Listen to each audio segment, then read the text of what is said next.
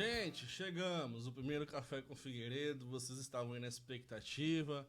E olha só que nós trouxemos aqui pastor Tiago Oliveira, sua esposa Deise, pessoas de Deus, pessoas que têm são referências para essa geração.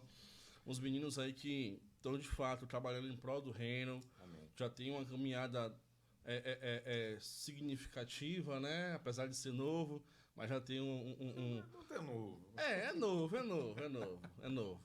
Então assim, já tem uma caminhada muito linda para ser contada. E são de Eunápolis, né? Do Ministério da Comunidade de Betel, né? E estamos aqui para bater um papo bacana, interagir bastante, falar muito de Deus, falar muito desse tempo que não está sendo fácil. Guerra na Rússia, segundo turno de eleição aí, presidente, e nossos meninos, nossa juventude, nós precisamos nos posicionar. Tenho certeza que vai ser bem top. Tiago, se apresenta aí para nós. Bom demais, né? Bom estar aqui hoje, Juninho. Sim. Né?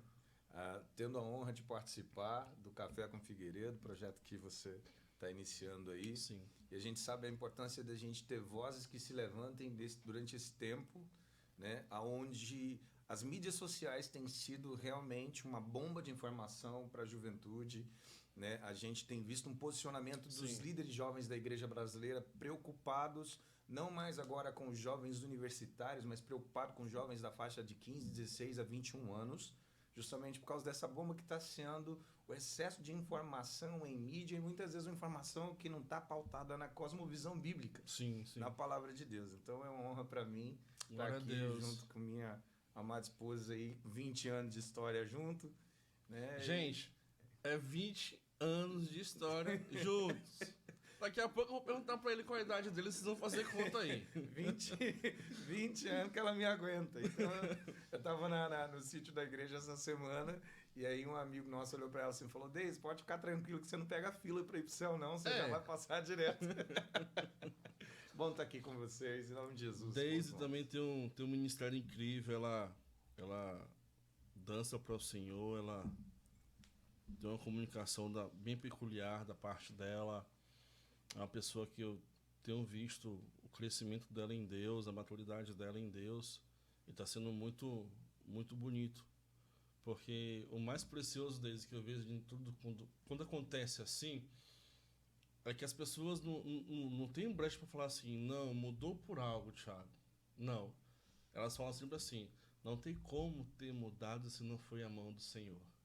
E em tudo isso é muito prazeroso, porque em tudo nós podemos honrar o nome de Deus. Então, assim, vendo a sua caminhada hoje, a sua dedicação ao reino, vendo o seu amor pelo reino, eu posso falar para você, não tem como Deise ter virado essa chave se não foi a mão do Senhor e o relacionamento e a intimidade. A gente até brincou antes de começar aqui que ela tava com cara de choro. Aí eu falei, o que foi? Não, que tava no relacionamento com o pai. Isso é muito bom. Esse estúdio que nós estamos gravando, tá falando para o pastor Tiago que às vezes eu piro aqui sozinho, o céu desce, eu grito, porque é isso que nós estamos precisando. Deise, se apresenta para nós, fala um pouquinho pra gente. Eita. Então, meu nome é Deise, como o Júnior falou. Sou casada há 15 anos com o pastor Tiago. Ele que me atura, viu, gente? Aí é um sobrevivente. Como assim, velho? Dá uma série, Netflix. E a gente tem exercido ministério na Igreja Betel há algum tempo já, há 13 anos que nós estamos lá. E nesse tempo a gente realmente tem visto muitas coisas, a gente passa, acho que como todo mundo, passa por lutas, passa por dificuldades, mas a gente entende que o nosso foco sempre está no Senhor. E assim deve ser, sempre. Mesmo no meio das lutas, mesmo no meio das dificuldades, a gente precisa entender que o nosso foco sempre é Ele. Glória a Deus. Se a gente olhar para o ser humano, se a gente olhar para quem está do nosso lado, às vezes a gente não permanece em pé. Não. Porque é difícil, porque ser humano é falho, ser humano, né? Mas o Senhor não. Isso aí. Então, se o nosso foco permanecer nele, a gente permanece de pé. Mesmo passando por algumas dificuldadezinhas, mas a gente permanece em pé. Tiago, já queria te mandar a primeira, dentro desse gancho que Deise pegou aí. O que fazer, queridão, nesse tempo para se manter de pé, cara? Porque são tempos tão difíceis. Nós estamos vivendo um tempo onde uma ação muito satânica tenta predominar de forma massiva, não só no nosso país, mas nos quatro cantos da terra. E a pandemia veio aí para nos mostrar isso. Quantas pessoas o amor esfriou, quantas pessoas pararam pelo meio do caminho. Literalmente pararam. Hoje, se você vê pessoas que tinham vida com Deus, e quando eu falo pessoas, eu não falo só de repente, aquele cristão anônimo que não aparece nas mídias, mas eu falo pessoas que são politicamente expostas. Que você olha assim e fala, caramba, parou. Parou por quê? O que tem acontecido, Thiago? Você perguntar assim, mas o que a gente tem que fazer para permanecer de pé? Eu acho que essa resposta é uma resposta antiga e é uma resposta nova, né? Por quê? Porque a grande realidade é que com todo o cenário escatológico que a gente está vivendo, de cumprimento das profecias, o Senhor Jesus ele falou em Mateus capítulo 24, que nos últimos dias, por causa da multiplicação da iniquidade, né, o amor de muitos se esfriaria. Então a gente vê naturalmente essa iniquidade tomando espaço e o amor de muitos esfriando. Porém, a resposta para isso é uma resposta velha, mas é uma resposta nova, que é o quê? Que é conversão de fato, que é intimidade com Deus de fato. Eu estava vendo esses dias um pastor, eu nem observei o nome dele, mas eu fiquei muito atento à fala, que foi uma fala muito boa. E ele falou bem assim, tem gente aí falando sobre essa questão de mudança das pessoas, o que nós vamos fazer para atrair os jovens para a igreja. E ele falou bem assim, querido, a gente precisa parar com isso, porque o que faz o jovem permanecer é conversão. O que isso quer dizer? A gente tem um chamado de Jesus Cristo para as nossas vidas. E aceitar esse chamado diz respeito a você abrir mão de suas próprias vontades para fazer a vontade de Deus, para obedecer a palavra de Deus. Quando a sua motivação em caminhar na fé é obedecer a Deus e permanecer em Deus, aí pode acontecer o que acontecer.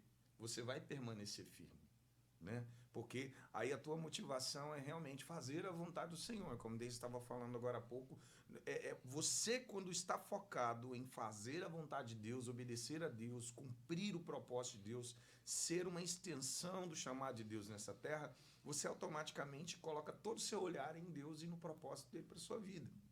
Né? A gente olha no Velho Testamento tantos homens poderosos na fé, sim, mas que se fossem olhar ao seu entorno e a iniquidade da sua época, que para eles, na época deles, talvez fosse tão aterrorizador como na nossa, né? Hoje a gente está num mundo onde tudo aquilo que é negativo chega diante dos nossos olhos de forma muito instantânea. Na época deles, quando eles viam, eles já se escandalizavam, sim, mas eles permaneciam na fé. Um grande exemplo disso, como a gente tem falado esses dias, é a vida do jovem Daniel, sim, né? Você até ministrou na igreja, sim, sobre isso no sábado agora, né? Ananias, Misael e Azarias, que foram jovens que foram transportados da sua terra natal para uma terra. A gente pode considerar Nabucodonosor um cara equivalente a Adolf, sim, Hitler. Sim, sim. Sabe, o império dele. E os caras terem a ousadia e a coragem de, olha, eu saí de Jerusalém, mas Jerusalém não saiu de mim. Isso, cara, identidade. Eu continuo carregando os mesmos princípios, sim, eu fui forjado na palavra. A minha obediência e a minha permanência em Deus, ela não é movida por circunstância ou geografia, ela, sim, é movida por aquilo que creio, né? Então a gente vê Daniel dando um exemplo de fé, rejeitando o banquete de Beltesazar, né? Rejeitando o banquete de Nabucodonosor, né? Banquete que foi oferecido a, sim, ele como, sim, Beltesazar, né? Porque queriam, sim, chamar ele assim. E queriam alterar a identidade dele, mas os princípios estavam tão arraigados dentro dele. A conversão dele, aquilo que o Senhor Deus deu para o povo, foi, sim, tão poderoso que nada mais poderia mudar. Quando eu comecei a fazer agora, de novo, a leitura de Josué, eu estava ali me apaixonando, né?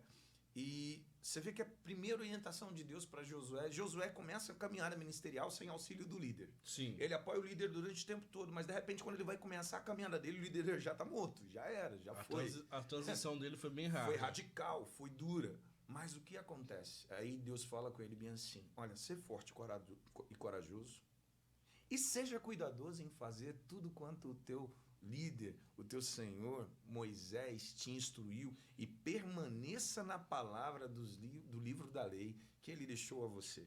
E se você cuidar em permanecer nessa palavra, tudo vai ser bem sucedido. Tudo vai bem, né? Então, o resultado final, para mim, a permanência ela deve estar pautada e o real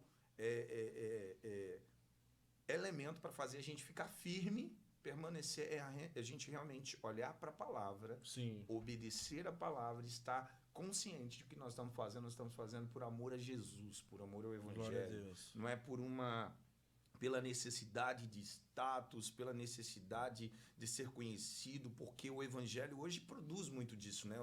O anseio por notoriedade, né? As pessoas estão conseguindo, infelizmente, manipular o Evangelho, né, mano? Elas estão usando o Evangelho desde como escada. Já percebeu isso? E isso é muito triste. Porque ainda dias atrás nós conversávamos sobre justamente esse excesso de informação na faixa etária entre 15 e 17 anos aí. Só que um excesso de informação de forma errada, entregue de forma errada. E aí acontece aquele fermento no bolo, incha, explode e não fica diferente de Daniel e os meninos. A raiz da palavra, a raiz da identidade com Deus, a raiz da vivência com Deus. E dentro disso, Deise, eu queria te fazer uma pergunta. Como gerar essa identidade? Como você descobriu a sua identidade com Deus? Como foi que você descobriu a sua identidade com Deus? Quando foi aquele momento que você teve assim, caramba, eu sou escolhida por Ele, eu tenho um propósito é esse, eu vou seguir meu propósito, eu tenho uma identidade nele, eu sei quem eu sou nele. Quando foi que virou essa chave na sua vida? Se eu te disser que tem pouco tempo. Glória a Deus.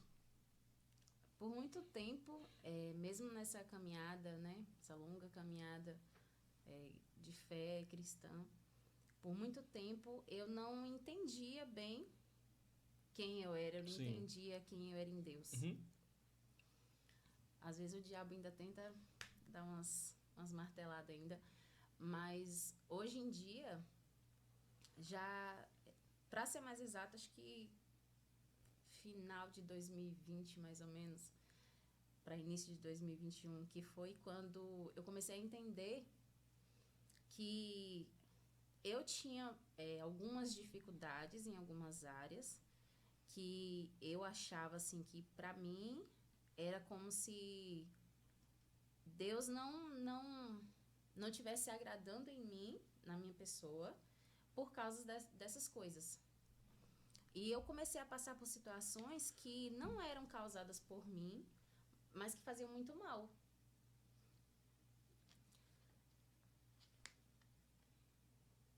E aí, então, eu comecei a orar e falar com Deus. Tipo assim, eu tô passando por isso, eu tô sentindo isso, mas eu me achava assim, eu achava que Deus, isso não fosse ensinado para mim, que eu não tivesse aprendido isso tanto na palavra quanto nas ministrações Sim. dos nossos pastores. Porque eles sempre ministravam isso e eu sempre lia que eu sou filha amada, mas eu não me via assim. Sim. Eu não conseguia entender que Deus estava vendo aquela situação e que Deus estava entendendo o que eu estava passando. Então eu sempre me achei a pior pessoa do mundo. Eu sempre me achei sempre errada, sempre... Sim. Por mais que eu tentasse fazer as coisas para agradar a Deus, eu sempre achava que era nada.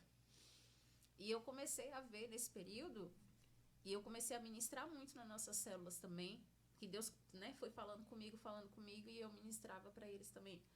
Que Deus, Ele entende. Ele sonda o nosso coração. Ele não é uma pessoa que te conhece de fora. Sim. Que te conhece ali, que vê, que até anda com você, mas não conhece o que está no seu coração. Não sabe realmente o que se passa no seu coração. Eu comecei a entender que Deus, Ele entendia o que estava se passando no meu coração. Que Ele entendia o porquê que eu estava passando por aquela situação. Que Ele entendia que talvez eu estivesse me esforçando ao máximo, mesmo que... Sabe quando você está correndo, tentando correr e você não alcança? Sim. Sabe? Eu me enxergava assim. Mas eu comecei a entender que Deus ele estava sondando meu coração e que ele estava vendo que eu estava fazendo o meu melhor. E eu comecei a entender que ele me ama, que eu sou realmente filha amada. Glória a Deus. E que ele me entende. E eu ministrei isso várias vezes, que era o que Deus falava, queimava muito meu coração. Deus, ele entende você. Ele sonda o seu coração mais profundo, ele Sim. sabe o que está passando Sim, no seu coração, sim. na sua mente. Sim. Então, por mais que você esteja... Você percebe que você está se esforçando, mas às vezes você não vê. Às vezes até o inimigo coloca na sua mente, você não é nada. Sim. Você não faz nada, você não consegue nada. Mas nesse sentido de identidade, de saber que eu sou filha amada, foi quando eu comecei a perceber que ele me entendia. Sim. E quando ele começou a falar isso comigo. Quando muitas vezes eu deixava de fazer algo que ele tinha colocado no meu coração. Sim. Às vezes eu deixava de fazer algo por críticas, por pessoas de fora, eu me acovardava. Sim. E eu comecei a sofrer muito por isso. Porque eu ficava pensando, tá, mas quem eu sou? Eu tô deixando fulano me paralisar. Sim. Eu tô deixando pessoas, né, que não tem nada a ver com a minha vida. Sim. Tô deixando esse tipo de gente me paralisar. Não tô fazendo o que Deus tem colocado no meu coração para fazer. No início eu sofria muito por isso. Sim. E aí foi quando eu consegui perceber que ele me entendia. Ele sabia o porquê que eu tinha chegado naquele ponto. Por que eu tinha chegado naquela situação, que não foi uma coisa que eu causei assim, Sim. mas que ele entendia que eu estava querendo fazer o meu melhor, mas que ainda assim eu não estava tendo força suficiente para romper isso. E eu entendi, nesse período eu entendi que independente do que falam, independente do que o diabo coloca na minha cabeça, eu sou filha amada. Glória a Deus. E eu procuro... eu batalho contra a voz do inimigo, porque ele sempre tem colocado, acho que na maioria das pessoas, A voz que tenta nos paralisar, né? Ele coloca que você não presta, Sim, que sim. aquilo que você fez lá não sei onde, que aquilo ainda está fazendo efeito, Sim, mas não faz. Sim. Que uma vez que Deus te perdoa, então eu ficava muito nisso. Tanto que a nossa pastora Junaera, ela sempre falava que às vezes o que falta é a gente mesmo se perdoar. Porque Deus perdoa, ele esquece, só que o inimigo às vezes a gente fica se martirizando naquilo ali, né? E o diabo fica colocando na sua cabeça. Deus já nos tentando... perdoou, nós estamos livres em Cristo Jesus. Mas é como se a gente começasse a fazer uma autopunição. Sim. Pegar uma chibata, começar a bater na gente, eu não presto, não vale nada. E Deus, nesse período, ele me fez entender isso. Porque eu até, nesse período, eu não me via assim. Eu não conseguia me ver como filha amada. Sim. Como eu me vejo hoje. Então, hoje eu entendo que Deus me ama. E que é claro que eu preciso mudar muita coisa. É claro que a gente sempre está precisando de alguns ajustes. Mas hoje eu entendo que eu sou filha. E esses ajustes, sim, confortam seu coração. Eu posso te dizer, bem-vindo ao clube. E esse ajuste vai até que ele venha. Sempre, não vai parar. Para ser mais exato, a palavra ainda garante, né? Ainda nos confirma que no soar da última trombeta, nosso corpo, que é corruptível, vai ser revestido de incorruptibilidade. Ou seja, até no último momento, quem vai fazer a obra final vai ser o Senhor, meu irmão. Então, você está pensando que você vai ser perfeito aqui na Terra? Essa obra quem finaliza é Jesus. A gente só vai buscando perfeição. E não há corrida mais importante para a vida do ser humano do que a corrida para a salvação, mano. Não tem outra história, cara. Eu sempre gosto de falar sobre isso. É uma redundância que é necessária, que é a verdade. A única corrida que importa na nossa vida é a corrida para a salvação em Deus. Através de Cristo Jesus. E tem uma coisa que sempre me move muito no meu coração, que saber que a porta é estreita. A porta é estreita. Então, assim, o caminho não é fácil, a porta é estreita. E algo que é extremamente importante, principalmente na nossa geração, é justamente a gente entender que essa palavra de caminhada, de corrida para a salvação é extremamente pertinente. Sim. Que a gente está vendo um boom da galera aí falando sobre uma graça que é muito barata. Que ela não tem preço a ser pago. Sim. Né? A gente entende que nós fomos salvos pela graça, mas a graça é o favor de Jesus que nos leva para o Pai. Ele abriu esse caminho, porém a própria palavra ela garante. Ela fala que sem santificação ninguém verá Deus. Sim. Ou seja, isso implica o processo. Você começou falando aqui sobre essa questão de o que fazer para permanecer firme. Eu falei da palavra desde falando sobre identidade, que é se reconhecer como filho amado nesse processo que aconteceu com ela, né? Que é bem o que aconteceu com o filho pródigo, que estava distante, mesmo sabendo que ele tinha errado, ele sabia que ele tinha um pai. Sim. E que esse pai amava ele, independente. Ele podia voltar só para servir, mas o pai estava lá. E isso é extremamente pertinente. Por quê? Porque na nossa geração, a gente tem uma galera pensando que se converter é levantar a mão, falar que aceitou Jesus, ter uma vida gospelmente correta, não vou falar politicamente, porque se você vestir uma roupinha de crente, seja worship ou seja no estilo mais tradicional, aí muita gente se apropria de um estilo, mas se esquece que existe uma vida de obediência e santificação e de reconhecimento de identidade para a gente chegar nesse lugar onde, de fato, a salvação ela passa a ter toda a sua aplicação, sozo, né? Cura, libertação e toda essa realidade que vem acompanhada da caminhada com Jesus. É um evangelho evangélico. Já percebeu isso? Que nos últimos dias nós estamos vivendo isso? É um evangelho muito superficial. Não estou generalizando. Lógico que tem muitos homens de Deus na nossa nação. E louvado seja Deus por isso que nós temos esses homens para nos mentorar, nos apoiar.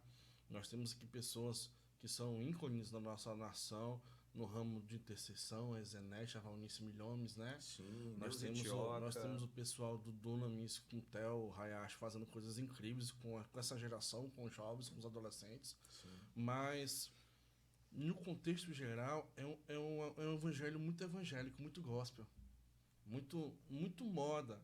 Né? A gente sabe que moda ela tem prazo de validade. Ela começa num tempo e passa, né? Quem não lembra do pau de selfie? Que foi aquele boom todo. Então, assim, tô dando só explicação. Porque assim, chega um tempo, faz aquele boom e some. Ninguém hoje mais lembra de pau de selfie. Você tá entendendo? Então, é isso que eu percebo hoje. É um evangelho muito barato. Um evangelho gospelmente. Um evangelho evangélico que não tem nada de Cristo. Muitas vezes. Não tem nada de Bíblia, não tem nada de relação com Deus, a verdade bíblica. Entende? Então, o que nós podemos fazer para mudar essa chave? Porque, assim, a seara é muito grande. Sim. E são poucos os dispostos para trabalhar nessa seara. Sim, sim. Então, o que fazermos? Já que vocês têm uma célula grande, graças a Deus, lidam com jovens direto.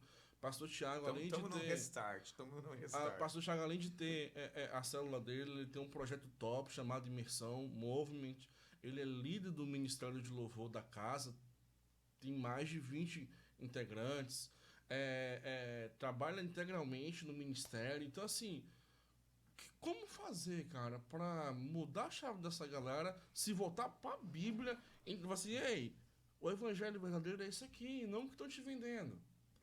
Pronto, você tocou num ponto interessante, né? Tanto na minha caminhada, junto com a Amor, a gente trabalhando em relação a essa questão de célula, né? A igreja de célula foi um boom dos anos 2000 que trouxe muito resultado evangelístico, mas a gente sabe que a igreja de Jesus Cristo ela se move em 5 ministérios, né? Não adianta trabalhar só o evangelismo e você não ter o ministério do mestre para ensinar. Não adianta você ter o mestre ensinando, mas você não ter o profético trazendo direção. Sim. Não adianta você ter o profético trazendo direção e não ter o pastor trazendo cuidado. Sim. E a gente, por muito tempo, foi muito na empolgação numérica. Verdade. E isso automaticamente também produziu uma geração com pouca profundidade bíblica, né? Nesse mês de outubro, eu e Deise, nós conversamos com a galera da equipe sobre a gente voltar aos princípios. Como os nossos pastores de Junaiara, a gente falou aqui, pastor Valnei, pastor de Junaiara, a gente falou aqui sobre o Theo, sobre esses grandes exemplos, né? Gente, só abre aspas aqui rapidinho. Ela já falou da pastora Junaiara, ele já falou do pastor Valnei. Pastor Valnei e pastora Junaiara são líderes da rede de jovens na comunidade Betel, aqui em Eunápolis, na Bahia. Então, assim, são os caras que dão norte, são os caras que estão trabalhando aí há mais de 18 anos com juventude, jovens, com juventude. E nós somos alguns frutos. Alguns frutos disso. Frutos deles. E a gente está aí vendo que a preocupação dos nossos pastores quanto à juventude, porque a gente está falando de juventude, a gente tem a nossa cobertura, né, geral, que são os nossos apóstolos. Sim, o apóstolo Ronildo, a apóstolo Simone. Rodrigues, né? Mas a gente está ali mais próximo dos pastores Valnei, pastor Junayara, e vendo como eles têm fluído durante esses anos. A gente viu nascer em 2013 um clamor pela nação brasileira, que lá atrás ninguém dava valor para esse mover de intercessão, isso já estava acontecendo no coração dos nossos pastores, e hoje a gente está vendo uma projeção muito maior de estudo. Mas em um dos congressos da nossa rede de jovens, um dos temas tratados foi voltar aos princípios, né?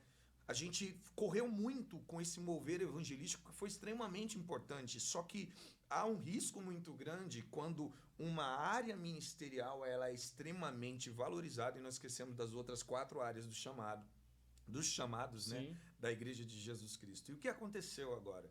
Nós entramos no restart. A gente ficou um tempo parado com as células, né, mano? A gente ficou um tempo stand-by, onde a gente estava ali descansando as ideias e também ruminando aquilo que Deus queria. Sim. Nós oramos. Em um determinado dia a gente estava tomando café e Deus falou assim: e aí, nós não vamos voltar com a célula? Eu falei, bora. Aí, quando?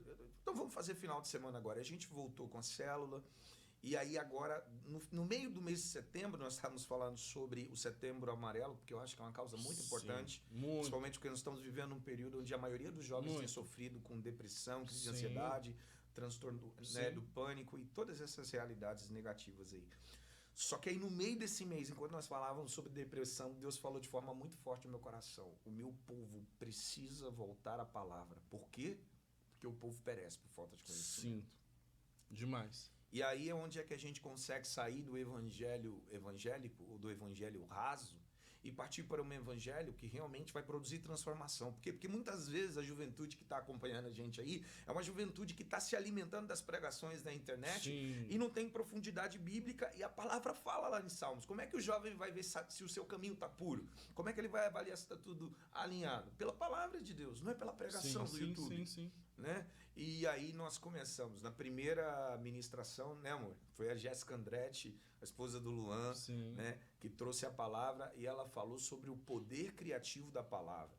Aí na sexta-feira passada agora, que foi o segundo final de semana, eu falei sobre a palavra fiel, né, para trazer atributos reais da palavra de Deus, incentivar a galera de como meditar de forma mais intensa. E aí nós falamos, nessa última ministração, sobre como a palavra por si mesmo se mostra fiel. Quantas profecias foram liberadas e foram cumpridas diante dos nossos olhos. Quantas profecias do período de Jesus estão se mostrando realidade agora no nosso período. Próxima sexta-feira a gente vai estar falando sobre cosmovisão bíblica. Como o jovem ele vai alinhar os pensamentos dele a partir da palavra de Deus, né? Não através da sua ideologia ou do que determinada doutrina A, doutrina B pensa, mas o que a palavra de Deus fala a respeito de como essa pessoa deve caminhar, né? Então, como eu acho que a gente tem que fazer, né, para realmente alinhar a nossa caminhada para a salvação, para a rota correta, é a gente voltar aos princípios. A gente tem que voltar para a palavra, para uma vida de leitura, de meditação na palavra, para uma vida de oração no Espírito, né, de falar em línguas, de ter esse tempo com Deus, imergindo na presença de Deus, e também de buscar ouvir a voz de Deus no meio desse processo de jejum e de oração e de palavra. Deis, deixa eu te fazer uma pergunta.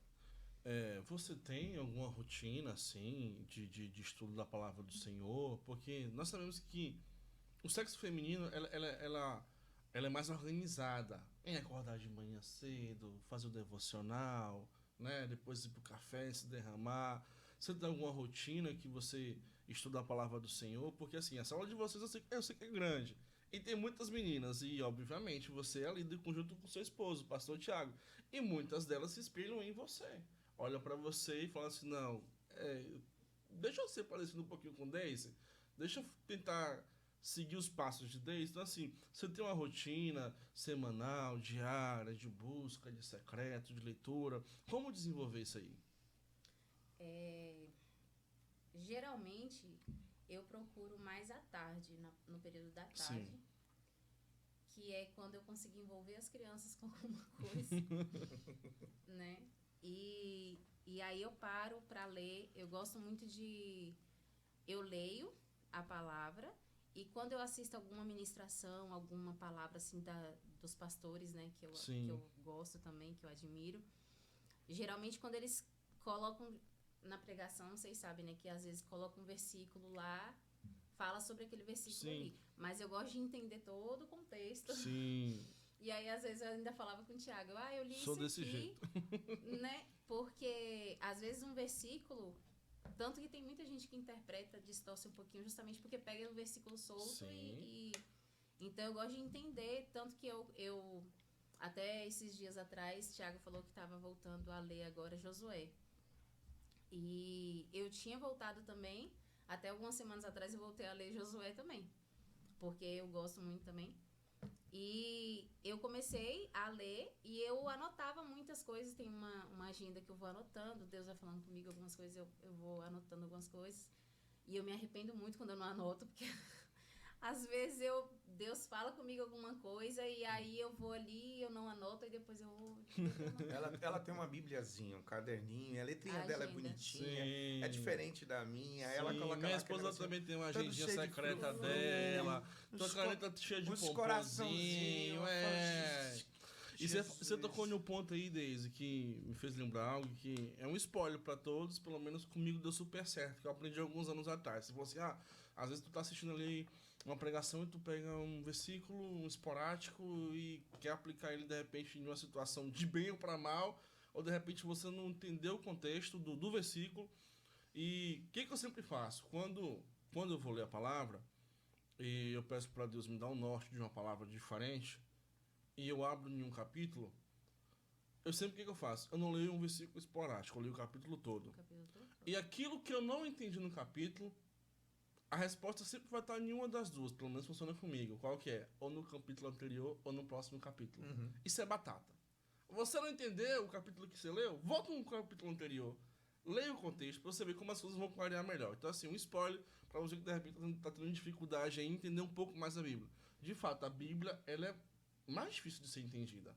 É por isso que tem que haver o relacionamento com Deus, buscar, porque a Bíblia é a verdade. Sim, o próprio Deus falando com a gente. Então, quando tá joelho no chão, antes de ler a palavra de Deus, clareia minha mente, traz direcionamento, fala comigo. Além disso aí, Júnior, e tem algo que é muito legal, que eu acho que todo mundo pode ter acesso, que é o quê?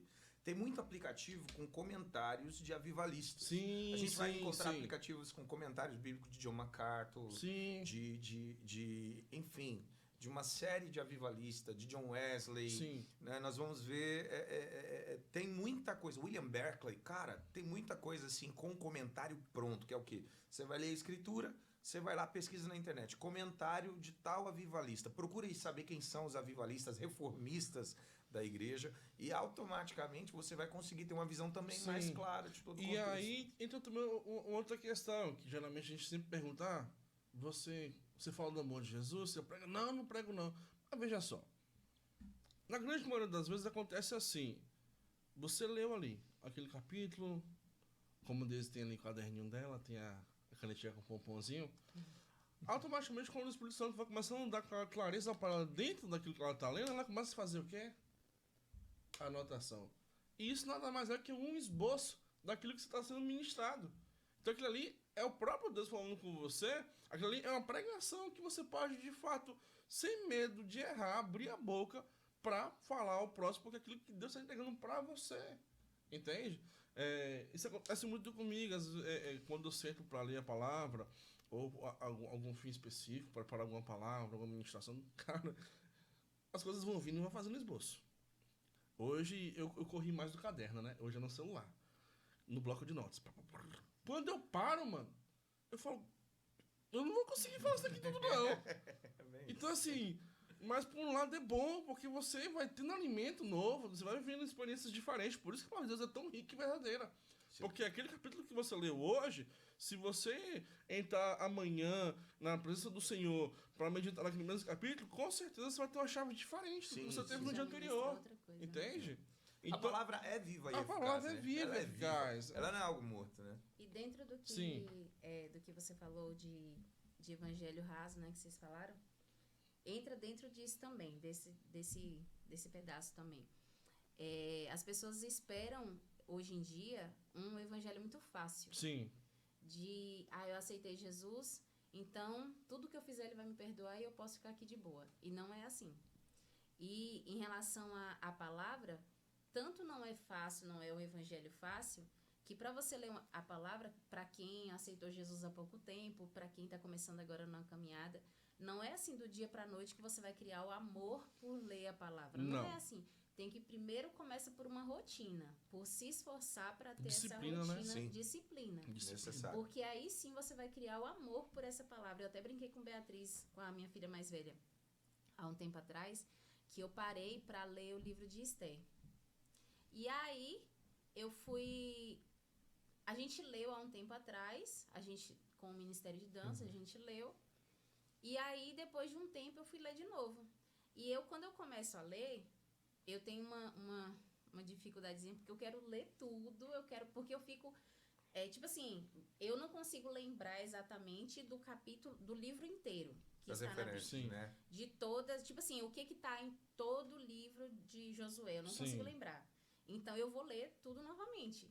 E eu quero saber o que aconteceu, eu quero saber o que... Não tem as pessoas que assistem, às vezes, ela uma maratona série. o livro da Bíblia. Esmiuça, né? Então, Vai eu não profundo. Ela não consegue assistir um episódio Eu só, tenho- ela tem que assistir tudo de uma Eu tenho essa vez. dificuldade de falar assim, não, hoje eu vou ler só um capítulo. Não, eu quero ler tudo, porque eu quero entender da história do começo ao fim, o que aconteceu ali. Sim, sim. Então, eu até brinquei com Beatriz, eu lendo, né, a Bíblia, e aí eu falei com ela, ela me chamou pra fazer alguma coisa.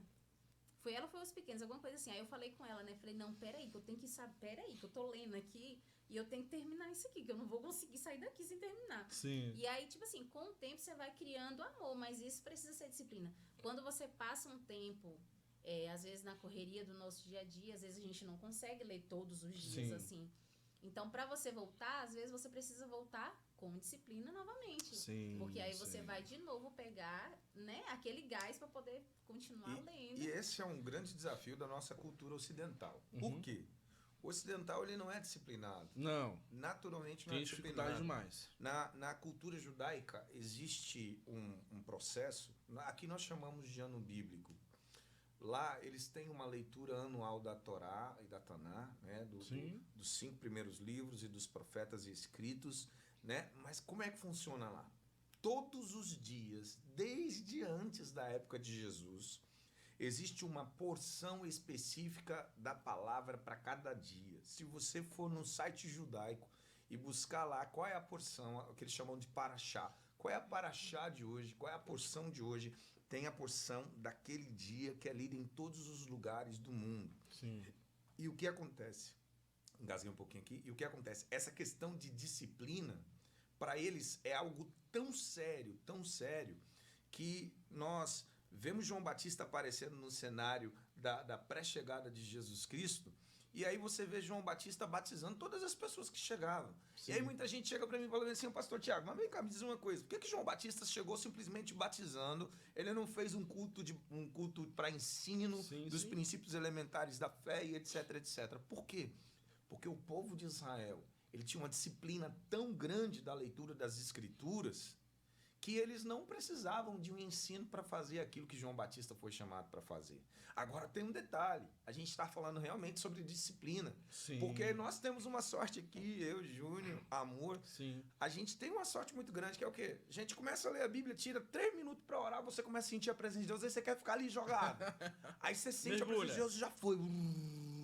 Só que no período do Velho Testamento, os judeus, eles permaneceram na cultura de disciplina, sabe? De você ler todos os dias a Torá e etc, etc, etc, etc, etc.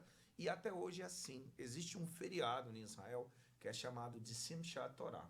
Hoje, inclusive, nós estamos no 2º dia da Festa de Tabernáculos. Está acontecendo lá em Israel.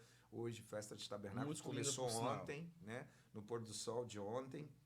E existe esse feriado de Simchat Torá. Como é que funciona? Quando chega o encerramento da leitura das escrituras, eles fazem uma festa onde todos os judeus, eles pegam as suas torás e as cefas torás, são as grandonas, Sim. assim, e eles saem dançando com a palavra de Deus nas ruas de Israel. Jerusalém para, as cidades que são com maioria judaica, porque lá a gente sabe que é uma população judaica, mas também tem a população Sim. muçulmana. Então a grande população judaica vai para a rua para celebrar a palavra e essa disciplina. Falar de disciplina, eu lembro de outra situação muito que exemplifica muito forte que é disciplina. Apóstolo Paulo, dentro de Bereia, pregando para os bereanos. E a palavra do Senhor fala que era o apóstolo Paulo lá na frente, pregando, e os irmãos da igreja sentados, analisando, E toma ali a anotação para ver toma se tava anotação, tudo certo. vendo que o que ele falava, se era verdade. E depois que terminou, falou assim, realmente esse é Tá o... alinhado, tá é o- alinhado. Esse é escolhido por Deus, ele tem Deus, tá caminhando certinho. É. Entende? Isso é disciplina. Essa Então, cultura crítica, né? Que não é um crítico para criticar a pregação, Não. mas é para saber se a pregação tá alinhada com a palavra. exatamente. Eu acho que foi lá que surgiu aquele termo, agora o beré vai inchar. Porque, mano, Pode ser. mano, o pregador que chegasse lá e ele não fosse biblicamente engajado, ele tava enrolado. Botava pra fora, mano. Porque os dava beiranos não, ruim. herege, para. Dava ruim, parou, dava ruim.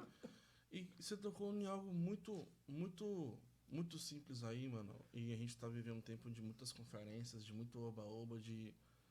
Voltando de novo. A gente não tá aqui pra bater em ninguém. Nós estamos falando em um contexto geral. Nós estamos aqui defendendo uma única situação, reino e Bíblia. Acabou, Jesus.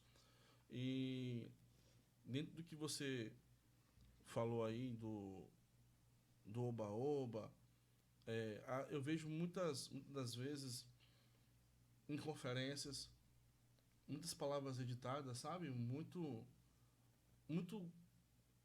colocadinho no seu lugar para emocionar, para trazer um sentimento de conforto, mas que é levemente passageiro. Sim. Que quando você sai daquela conferência, eu ouvi algo que me tocou muito forte de um pastor. E ele falou assim: por que serve a conferência? Por que serve a conferência? E a igreja toda calada. Ele: conferência, primeiro, serve para capitalizar. Uau! Segundo, serve para massagear o ego. Uau! Terceiro, serve para rebanhar um povo fraco que não quer ser discipulado por ninguém e nem quer ter um pastor para ser cuidado. Essa é a conferência Nutella, né? Eu falei, meu Deus. Lógico que tem outras conferências que feitas por povo, mais uma vez dizendo, Que com realmente quer pessoas trazer que um têm- alinhamento. Exatamente. da igreja. Uma das provas da conferência que a gente caminha, a gente, né, de forma indireta sabe que funciona. O pessoal do Dunamis é referência total. Sim, o pessoal Eu- do Mevan. Eu participei esse ano da conferência do Mevan, meu Deus do céu. Quieta. Homens com princípios que amam Jesus sobre todas as coisas. E eles me ensinaram de forma muito mais na prática, não que eu não sabia, mas executando o que é servir o reino, servir o próximo. Então, dentro disso aí, mano, que atitude tomar? Porque, cara, você vê conferências aí de pessoas cobrando R$500, Thiago, por um ingresso, para 3 dias, para você ver banda e palavras editadas.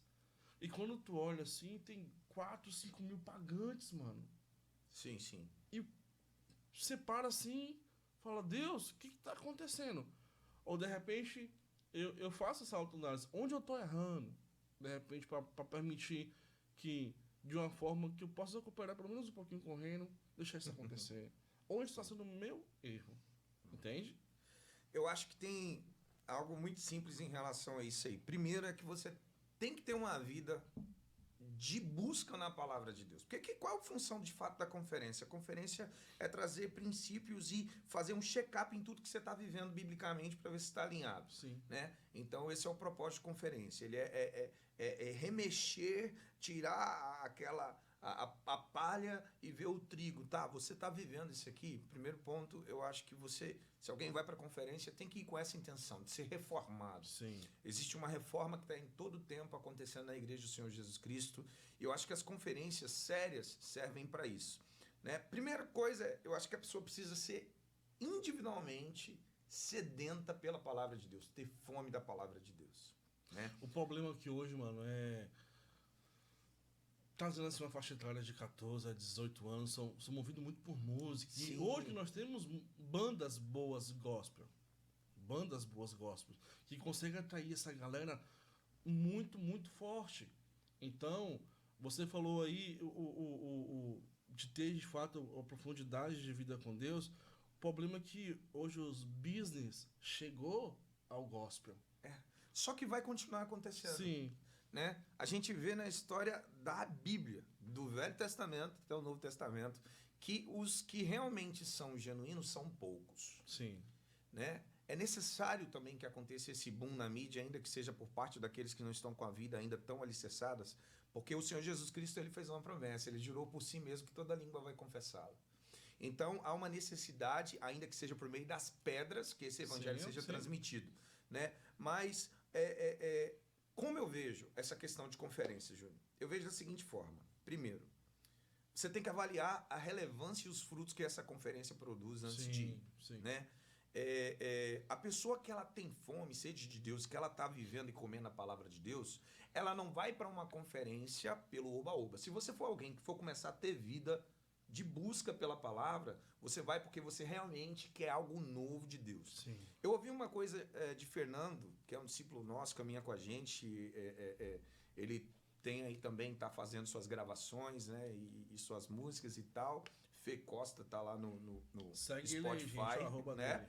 E aí o que acontece? Ele falou comigo, cara, eu vi uma pregação, ele foi para a conferência Dunamis, ele falou bem assim, eu vi uma pregação que me impactou. Um determinado pregador da conferência, não lembro agora quem é, não vou poder dar o crédito, falou bem assim, é extremamente importante você ter fome e ter sede de Deus, só que tem um problema, você precisa andar sempre alimentado.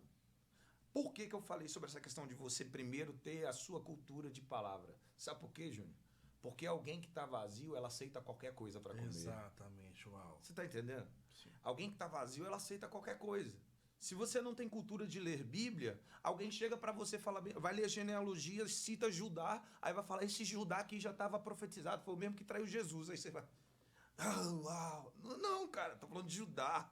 Sim. Judá das 12 tribos, entendeu? Mas o cara que ele é vazio, ele vai se impactar com qualquer coisa. Sim. O cara que é cheio, o cara que ele tem uma vida, a pessoa, você, meu irmão, minha irmã, que tem uma vida de devocional, você vai procurar uma conferência que você sabe que é relevante. E uma conferência que é relevante, ainda que você tenha que fazer um investimento, vai valer a pena. Por quê? Um exemplo disso? Vamos olhar na igreja primitiva, quando a gente vê aquele fato maravilhoso de Filipe sendo transportado pelo Espírito e ele encontra o eunuco, né, numa carroça, lendo os escritos, se não me engano, do profeta Jeremias. Ele fala que ele lê, mas ele não entende. Uhum. Todas as vezes que a gente vai olhar esse ponto, a gente fala bem assim, cara, que legal. Ele tá lendo as escrituras e encontra alguém para ensinar. Mas calma, olha o investimento. Ele era da Etiópia. Sim. E ele estava onde? Em Jerusalém. Sim. Vocês têm noção do que quanto aquele cara investiu? Mas ele foi aonde? No lugar onde a palavra de fato tinha relevância. Sim. A gente vai olhar, por exemplo, um cara que ele é uma bênção, como o Thiago Brunet, né? Que começou aí agora a conferência do Destino. Aí você tem que parar realmente para avaliar, para pensar se o investimento ele está alinhado com a relevância. Porque vale a pena você pagar um preço se aquilo for produzir relevância bíblica dentro de você. Relevância bíblica, não é pelo oba-oba, não é para quem vai, porque alguém vai ministrar louvor. Por exemplo, você foi na conferência do Mevan, a gente sentou lá na igreja, na minha sala, você compartilhou um pouco comigo, eu falei, cara, quanto impacto, quanto processo de transformação de você ver pessoas que estão aí na mídia extremamente, digamos assim, famosas, mas que estão com o coração humildes, lá rendidos na presença de Deus. Só um abre aspas. Mais uma vez, nada contra quem compra ingresso para fazer conferência. Só que a conferência do Mevan que eu fui esse ano trouxe homens incríveis, homens de outros países com vida com Deus, com vivência com Deus, homens da nossa nação, e de graça. Oi. Sem cobrar Aí nada. é onde é que está o grande diferencial. Aí essas pessoas diante de Deus, para mim, tem que ter o maior galadão possível. De Porque graça, a gente sabe o que sem é. cobrar Por nada. exemplo, aí a gente vê o Luiz Hermínio, um cara que tem muitas conexões. E quem tem Demais. conexão, necessariamente não precisa capitalizar para fazer o negócio. Não, o Conheci- problema é o conhecimento, ele faz esse trânsito, né, Júnior? Deixa eu gerar um pouquinho de inveja santa em você, conheci ele de perto, tá? Fui abraçado e fui beijado pelo Luiz Hermínio. E se eu posso dizer algo pra você, aquele homem é o Pelo amor de mesmo Deus. homem nos bastidores, que você vê com o microfone na mão falando, é o mesmo paizão, é aquele amor todo nos bastidores. Homem de Deus. E aí tem esse ponto, porque a gente tem gente que tem boas conexões, mas a gente sabe que tem gente que está fazendo a conferência e precisa investir, Sim. precisa pagar o translado, vai trazer um cara dos Estados Unidos, o valor é absurdo, Sim. né? Quando você vai trazer, você tem que trazer e tem que... A gente sabe que tem toda uma dinâmica de custo. Bom mesmo é quando se consegue fazer como o Luiz Hermínio faz, como Sim. alguns outros homens da nossa Sim, nação sim. fazem, porque aí a gente está realmente chegando na raiz do evangelho, que é dar de graça aquilo que nós recebemos de graça. É o servir. É o servir. É o servir. Mas, todavia, vale muito a pena para a nossa geração avaliar aonde existe relevância primeiro. Sim. Você ser cheio, porque senão você vai aceitar qualquer coisa. E avaliar onde tem relevância para que você possa investir na sua vida, Sim. né? Para que você realmente possa ter crescimento. A gente falou aqui sobre a conferência Dunamis, e eu tive a oportunidade de participar do Fornalha Worship School agora no ano de 2022, em fevereiro. E assim, é um investimento, Sim. né? Onde eu fui abençoado pela igreja, eu fui abençoado também por alguns irmãos que ofertaram na minha vida para que eu estivesse lá. E trouxe relevância E na sua trouxe, vida. sim. E o que mais me impactou, fui para uma escola de adoração que durava 7 dias. De manhã cedo. 7 horas da manhã tinha que estar todo mundo acordado, tomar banho. 8 horas tinha que estar fora da casa. De 8 a 9 você tinha que ter seu tempo de meditação. E tinha um supervisor de quarto olhando para ver se a galera estava meditando. Sim. De 9 às 10 tinha o café da manhã. Antes de terminar o café da manhã já estava uma fila absurda. De 10 a meio-dia, palavra com conteúdo. Aí você fala, você foi para uma conferência de adoração, era só... Não, cara. Palavra. Toma palavra, toma palavra, toma palavra, toma palavra. E daqui a pouco nós vamos para a prática dessa palavra. Aí Uau. a gente entrava para adoração. O que eu vi naquilo? Vi relevância. Aí eu acho que quem tem condição de investir, vale a pena investir para buscar isso, sabe? Eu acho que o grande problema é quando você vai realmente por causa dessa questão da função atrativa. Exato. Porque vai ter um cantor gospel lá, Isso. é porque vai ter... Sabe? Não, calma aí, a gente tem a palavra, Sim. né? A gente tem a palavra. Investir é sempre algo que vale a pena. A gente olha a história de Eliseu. Eliseu, ele era de uma família rica. Sim. Ele saiu do reduto da escola de profetas, começou a ser maltratado por todos os contemporâneos dele para seguir um cara que não estava vendido a nada, que era Elias. Ele abriu mão de tudo e todo mundo bateu nele. Quando Elias é arrebatado, que a capinha cai, a unção vem sobre quem? Ai, Sobre aquele que decidiu pagar um preço de abandonar tudo. tudo. Sobre aquele que decidiu pagar um preço de ser basicamente deserdado. Sim. Então, o investimento, ele sempre vale a pena. Eu acho que o grande foco para a gente escolher, de fato, as conferências, as coisas que a gente vai participar qual é o nível de relevância? Qual é o impacto que isso tem causado na juventude ou na igreja da nossa nação? Impacto mesmo, que a gente vê muita gente que tem muita mídia, mas que não gera impacto de transformação nenhum. Né? Então, Deise, dentro do que nós estamos conversando aqui sobre qual o nível de relevância, o prós e eu vejo o contra. Qual o nível de renúncia para você chegar no âmbito de relevância? O que de repente você tem renunciado na sua vida de esposa, de mulher de Deus, de mãe, né, de empreendedora? O que você tem renunciado para te levar em uma prateleira mais alta de relevância em unidade com Deus? Não falo nem para as pessoas, eu falo com Deus. Eu falo de caminhar mais próximo de Deus. Eu falo da revelação do Jesus Cristo, Filho do Deus vivo. O que você tem praticado hoje que tem te doído assim, que você fala assim, cara, não, eu tenho que renunciar a essas coisas assim, para poder estar em um nível melhor de caminhar com Deus, para ter uma relevância, porque nós somos responsáveis por vidas. Nós pregamos a palavra de Deus, nós ministramos, nós fazemos parte de ministérios. Então, assim, o que de relevância nós temos gerado para esse povo diretamente e indiretamente que nos assiste? Bom, eu acredito que o maior nível de renúncia que eu tenho feito, que eu tenho me esforçado, foi justamente o que eu falei lá no início. É olhar somente para Jesus. Glória a Deus. Porque tem momentos que é difícil, tem momentos que é complicado. A gente tá passando por certas situações onde a nossa carne pede para fazer outra coisa. Sim. Onde a nossa vontade é fazer outra coisa. O bem que eu devo fazer eu não faço, né? Sim.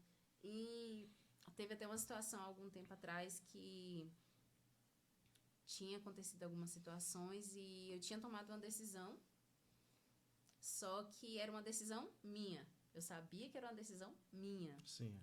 Mas eu até comentei com o Thiago no dia, eu não tenho direção de Deus para fazer isso. Mas é uma coisa que eu quero fazer. Sim. E eu fui e comecei a orar. E eu falando com Deus, Deus, o negócio é o seguinte, eu quero fazer isso aqui. Mas eu sei que a minha maior vontade é fazer a sua vontade. Então, se realmente não for da tua vontade que eu faça isso, fala comigo, porque o meu desejo é tomar essa decisão. E assim eu continuei orando. 1 dia, 2 dias. No terceiro dia que eu tava orando mesmo, pedindo a resposta para Deus mesmo. Falei, Deus, eu quero fazer isso aqui, mas eu preciso só ouvir o Senhor. Eu quero só entender qual é a sua vontade e não fazer a minha, porque fazer a minha vontade, na minha opinião, fazer a minha vontade no início pode ser muito fácil. Pode ser, às vezes, até prazeroso fazer o que eu quero, fazer o que eu penso em fazer. Só que eu sei que uma vez que eu aceitei a Jesus, eu não tenho como olhar para trás mais, e eu sei que eu seguindo um caminho diferente que não seja o que ele direcionou para mim, mais lá na frente eu vou me frustrar, eu vou me decepcionar. E uma vez que você conhece o amor de Jesus, que você, como eu já falei aqui também, que você se entende, se vê como filha amada de Deus, você não consegue ficar longe mais. Então eu tinha tomado uma decisão. E quando foi no terceiro dia que eu estava orando, uma discípula nossa me chamou e falou para mim que queria conversar comigo. Aí, não, minto, na verdade ela mandou uma mensagem para mim, falando para mim de um sonho que ela teve. Sim. Na hora que ela contou o sonho, eu já entendi. Na hora eu falei, ainda brinquei com ela, falei, eita, pega, já entendi, já. E ela ficou dando risada, ela falou, eu não entendi não, porque tipo assim, eu só... Você só foi a portadora. Eu sonhei, Deus Rapaz, mandou eu te falar. Eu sei quem é essa menina, o sonho dela tá Duda, tudo alinhado. amorzinho. Duda, Deus abençoe. Todas as vezes que ela tem um sonho, sim. é sempre assim, E direção. ela falou Glória a comigo, Deus abençoe. e aí ela falou comigo assim, eu vou orar. Pra, né, se Deus quiser me revelar Sim. mais alguma coisa, eu falei, amém, pode orar. Mas eu já entendi, obrigada, eu já entendi o recado. Glória a Deus. E aí ela pegou e falou comigo. Quando foi mais tarde, ela veio conversar comigo. E ela falou uma palavra pra mim que foi tipo assim, ela não tava entendendo nada, porque ela não sabia o que eu tava passando. Ela não entendia nada do que ela tava falando. Sim. Ela ainda falava comigo assim, ela ia me contando e ela falava, Deise, eu não sei por que eu tô te falando isso. Aí eu, mas eu sei. E aí ela me falou uma palavra assim que foi, ela colocou assim, Deus manda você ficar. E quando ela falou isso, eu desabei chorando. Chorando. E eu falei com ela. Eu falei, eu tô orando tem 3 dias pra Deus falar comigo. E falou. Porque eu queria fazer uma coisa e agora com essa palavra que você falou, eu entendi que não é pra eu fazer. E ela ficava assim, ai meu Deus, eu não entendi nada. Eu, não, mas você não precisa entender. Pode deixar que Deus já trabalhou aqui dentro sim, já. Sim. Então, a maior renúncia que a gente pode fazer é realmente negar a si mesmo. Sim. E seguir e se esforçar ao máximo, porque às vezes nós somos seres humanos, nós somos, né, de carne e osso, então às vezes a gente não consegue seguir totalmente, Mas a gente precisa se esforçar, a gente precisa querer, a gente precisa se determinar a fazer, se propor a fazer a vontade de Deus. E isso é uma renúncia. Sim. Porque, como eu falei, é muito fácil você chutar o balde e cair fora. Não é? Muito fácil. É muito fácil você passar por situações e falar, não, eu quero fazer assim, eu vou fazer assim. Mas a partir do momento que você conhece o amor de Jesus, que você quer fazer, se você se dispõe a estar no centro da vontade de Deus, você tem essa renúncia todos os dias, porque você entende que você tem que fazer somente a vontade dele. Independente se naquele momento você não vai gostar, se você vai sofrer naquele momento, só que o que vem depois é muito melhor. Justamente o contrário do que se eu fizer a minha própria vontade, mas na frente eu vou sofrer. Então, a maior renúncia que a gente pode fazer é realmente negar a nossa carne. Negar é a si negar mesmo, né? a si mesmo, negar o seu eu, negar As os nossas seus vontades. desejos para servir a Deus e entender que estar no centro da vontade dele é a melhor coisa. Eu até comentei com o pessoal do Ministério de Dança essa semana passada que aconteceu uma situação que hoje eu até comentei mais ou menos com o Thiago. Aconteceu uma situação essa semana passada onde eu tinha um sonho de fazer uma coisa. Sim. De ter uma coisa, na verdade. Eu tenho esse sonho ainda. De ter uma determinada coisa. E aí, eu vi meio que uma possibilidade de eu ter essa coisa. Uhum. Só que na hora foi desfeito, assim, eu não consegui, né, realizar essa vontade minha. E no dia eu fiquei muito mal, muito, muito, muito mal mesmo. E eu chorei, eu ia pra dentro do banheiro, eu chorava, fiquei muito triste. Sim. E nisso que eu tava triste, comecei a orar. E são coisas, gente, às vezes a gente passa por processo na nossa vida que Deus está sempre lembrando que Deus é misericordioso. Muito feliz, muito obrigada por isso, porque Ele é misericordioso, que Ele lembra você. Ele lembra, às vezes Ele fala uma coisa no seu coração e às vezes passa por uma situação, você meio que esquece e Ele vem e te ministra isso de novo. Eu passei por essa situação e eu fiquei muito, muito triste, assim. E Deus começou a falar comigo. Que era um sonho meu, que eu falei com Deus. Eu falei, Deus, é meu sonho. Sim. E Deus começou a falar comigo. Gente, eu sou muito chorona, viu? Eu sou muito chorona mesmo. Sou discípula Caráter fiel atrai caráter, da gente. pastora Ela é Junayara. discípula de pastora Junayara. É isso aí. muito chorona. E Deus começou a falar comigo naquele dia, acho que foi, se eu não me engano, foi semana passada, no domingo passado.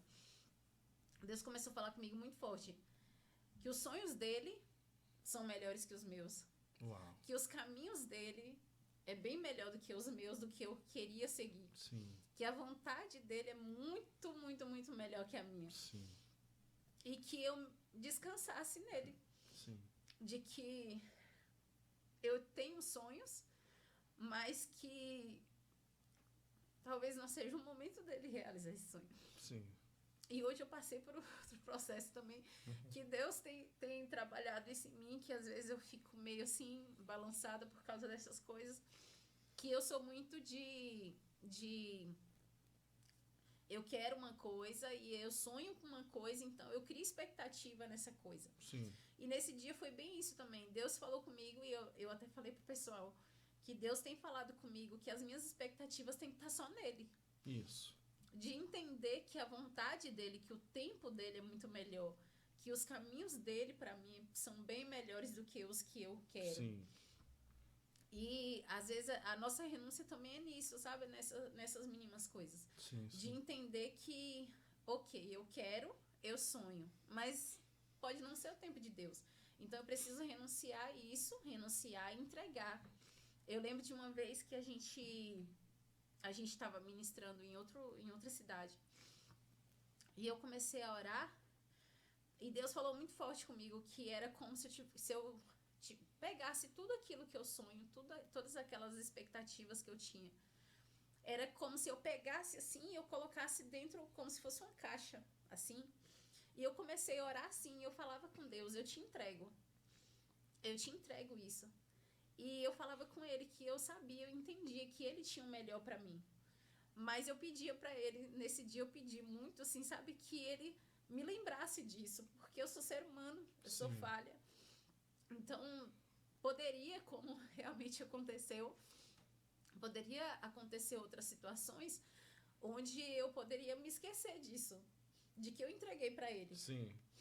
Porque a gente tem essa mania, né? O ser humano tem essa mania de entregar as coisas para Deus e falar, oh Deus, mas eu queria agora. Então, nesse dia, eu fiz essa oração para ele e eu entreguei todos os sonhos que eu tinha. Eu entreguei para ele e naquele momento eu falei com Deus que eu queria confiar. Eu sou, mais uma vez, gente, eu deixo muito claro isso, que eu sou falha como todo ser humano. Eu queria confiar, eu queria aprender a confiar de Sim. que o tempo dele é o melhor. Não digo para você, agora eu confio totalmente, Sim. que é um processo. Mas eu falei com ele que eu queria aprender a confiar e que eu queria que ele me lembrasse disso, de que eu fiz essa oração, de que eu estava entregando para ele, sabe? E muitas outras coisas que eu tinha naquela caixinha que eu entreguei para ele, eu tenho visto realmente ele fazendo. Eu até falei também com o pessoal que eu vejo hoje ele realizando muitas coisas de que só ele mesmo poderia fazer, não eu. Mas que ainda assim é um processo na minha vida e que é uma renúncia. E que isso para mim é... A caminhada cristã, para mim, muitas vezes é essa maior renúncia que eu tenho feito, sabe? Não fazer a minha vontade, mas esperar realmente entender, receber direção de Deus para poder seguir aquilo ali que Deus quer e não o que eu quero. Amém. Muitas das vezes, nós somos ladrões das nossas próprias causas. Já pensou nisso? Como assim? Nós pegamos nossas ansiedades, nossas vontades humanas, que é normal, colocamos diante de Deus, entregamos para Ele. Passa-se alguns dias e a gente começa a ficar inquieto. Cadê Deus? Deus, cadê o Senhor? Deus, porque não realizou ainda? Aí você vai, dá a volta. Deus, me dá aqui minhas causas. Deixa que eu carrego sozinho. E aí é onde mora o perigo, mano. E essa linha que você falou, desde do confiar plenamente em Deus, todos nós passamos por isso, que é uma dificuldade humana. Não se trata de Daisy, se trata de uma dificuldade nossa. A gente tem dificuldade de confiar. Sim, é histórico. É histórico. É histórico. Você olha né? para Sara e Abraão. Eu acho lindo quando fala, felizes são vocês que não me viram e creem. Entende? Então, de fato, você pegar a causa e colocar diante de Deus, na certeza que você vai descansar e as coisas vão acontecer, é fé. Só é um processo. Fé. É o firme fundamento daquilo que a gente não vê, mas a gente sabe que vai acontecer. Então, porque muitas das vezes nós oramos e com fé as pessoas são curadas, são libertas, eu acho muito lindo. Eu sou apaixonado pela simplicidade de Jesus quando ele contava assim e fala: o que você quer? Você quer ser curado? Quero, então vai, a tua fé te curou, a tua fé te salvou. Fé. Então nós vivemos em um século tão pilhado, tão conectado, mano, que com muito excesso de futuro e pouco presente, de vivência de presente, que nos faz muitas vezes isso. Nós temos causas, às vezes, muito pesadas de se carregar. Ele fala: ei, troca o seu fardo pelo meu, porque o meu é suave. Não te acrescenta dores. A gente vai lá e entrega. Daqui a pouco o excesso de futuro começa. Tá, mas não realizou ainda. E como trabalhar isso, Thiago? Como trabalhar esse excesso de futuro nessa geração que causa tanta ansiedade no nosso meio? Como trabalhar isso? Bem, biblicamente falando, a gente tem uma receita simples para isso, né? O Senhor Jesus Cristo, lá em Mateus capítulo 6, ele deixa claro para a gente que basta para cada dia o seu próprio irmão. A gente tem que viver um dia de cada vez. Porém, nós que estamos na fé, a gente tem um benefício.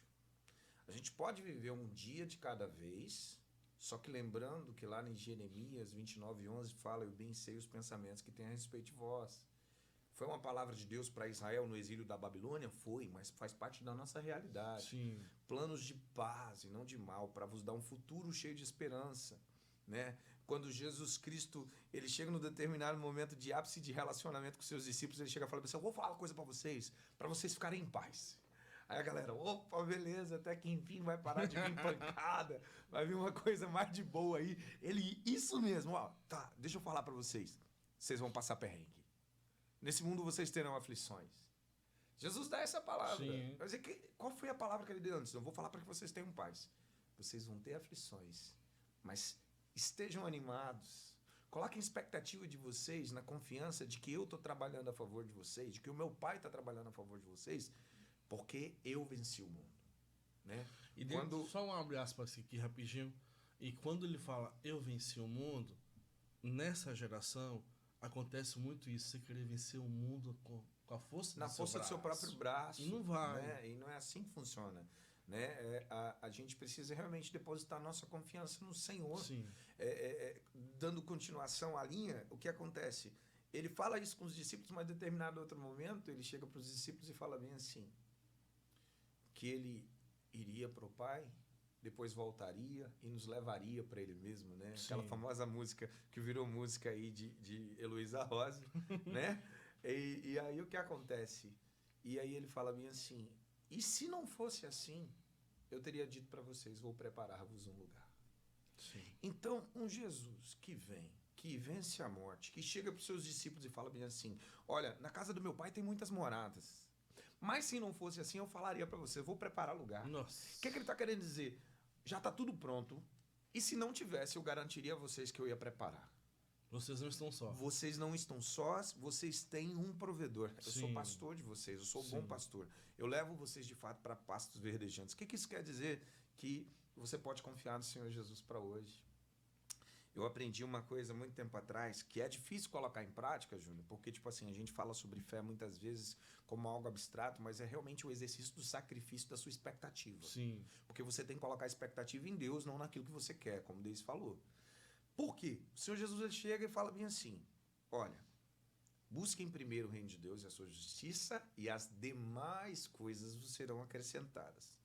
E aí a gente tem nossas listinhas de prioridades. Senhor, olha, eu quero uma casa, eu quero um carro, eu quero isso, eu quero aquilo. E é óbvio que nós precisamos trabalhar com o propósito de alcançar essas coisas, mas aí um dia alguém chegou assim para mim e falou bem assim, escreve uma lista de prioridades. Eu comecei a escrever as coisas que eu queria. Aí a pessoa falou bem assim, não, calma, apaga tudo. Aí eu apaguei, aí escreve aí no primeiro, buscar o reino de Deus e a sua justiça. Eu buscar o primeiro reino de Deus e a sua justiça. Aí ela olhou para mim e falou bem assim, agora as outras, elas vão vir. Porque as bênçãos te seguirão. Aleluia. Sabe, eu posso falar por mim mesmo, assim, e eu acho que Deus também é testemunha disso. Se a gente for parar para observar, o período que a gente mais alcançou, mais recebeu coisas, foi o período que a gente mais se dedicou a Deus. Foi o período que a gente mais se dedicou à obra. Que aí Deus levantou alguém lá para vir nos abençoar, que aí Deus levanta alguém para fazer tal coisa, que aí Deus levanta alguém para fazer tal coisa. Maior que isso tudo para nós, eu acho que tanto para mim como para ela, a gente vive ministerialmente desde que a gente começou a namorar. Né? Desde que a gente começou a namorar, não, que eu me converti depois. Né? Eu fui para a igreja porque eu fui procurar Deus na igreja e Deus me pegou lá, usou ela como isca. Isso é uma longa história. É uma longa história. Mas aí o que acontece? Nesse processo, eu vejo muitos pais desesperados por causa dos seus filhos, porque os seus filhos estão fazendo besteira, os adolescentes estão envolvidos, assistindo o que não deve. E durante todo o nosso tempo de casamento, né, que a gente tem aí 15 anos de casado, 20 anos de namoro, de história juntos, né? Durante todo o nosso tempo, a gente sempre serviu ministerialmente na igreja. Sim. A gente sempre serviu. Ela sempre serviu no ministério de dança, eu sempre servi no ministério de louvor, depois fui me dedicar ao cuidado de almas, ao pastoreio.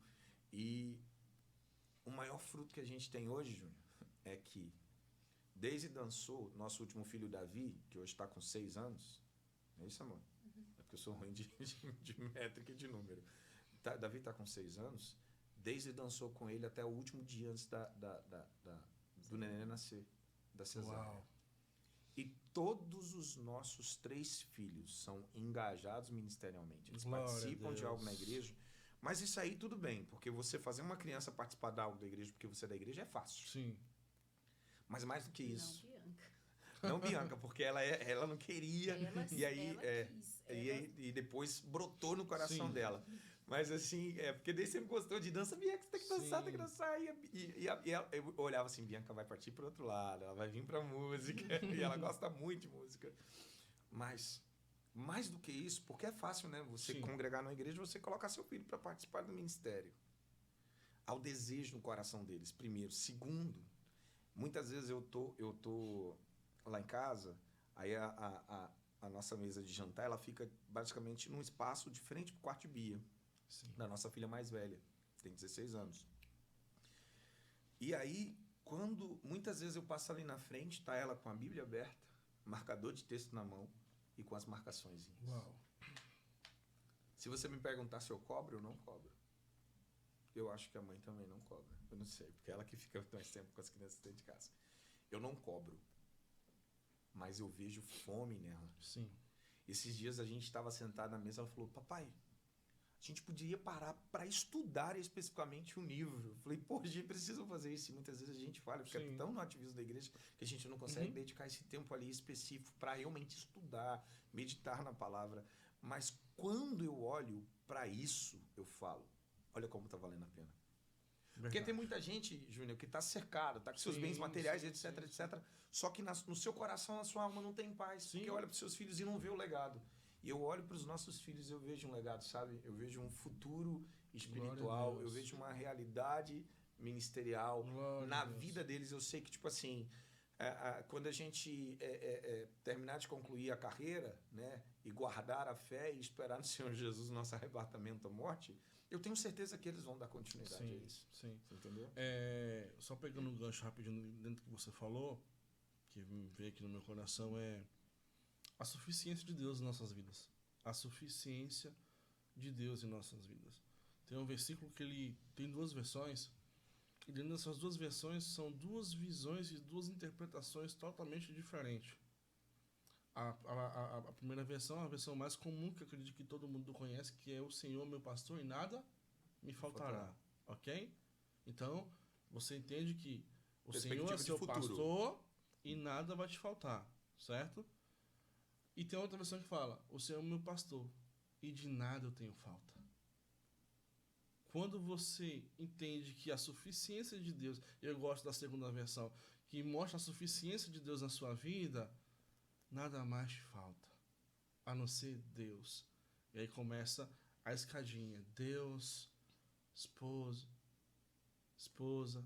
filhos, e aí vem algo que eu sempre falo, que isso não é vendido, isso não é dialogado, não é comerciado, que se chama testemunho. Flor, ela tem 2 anos e meio, mas ela me fez comprar a guitarrinha dela.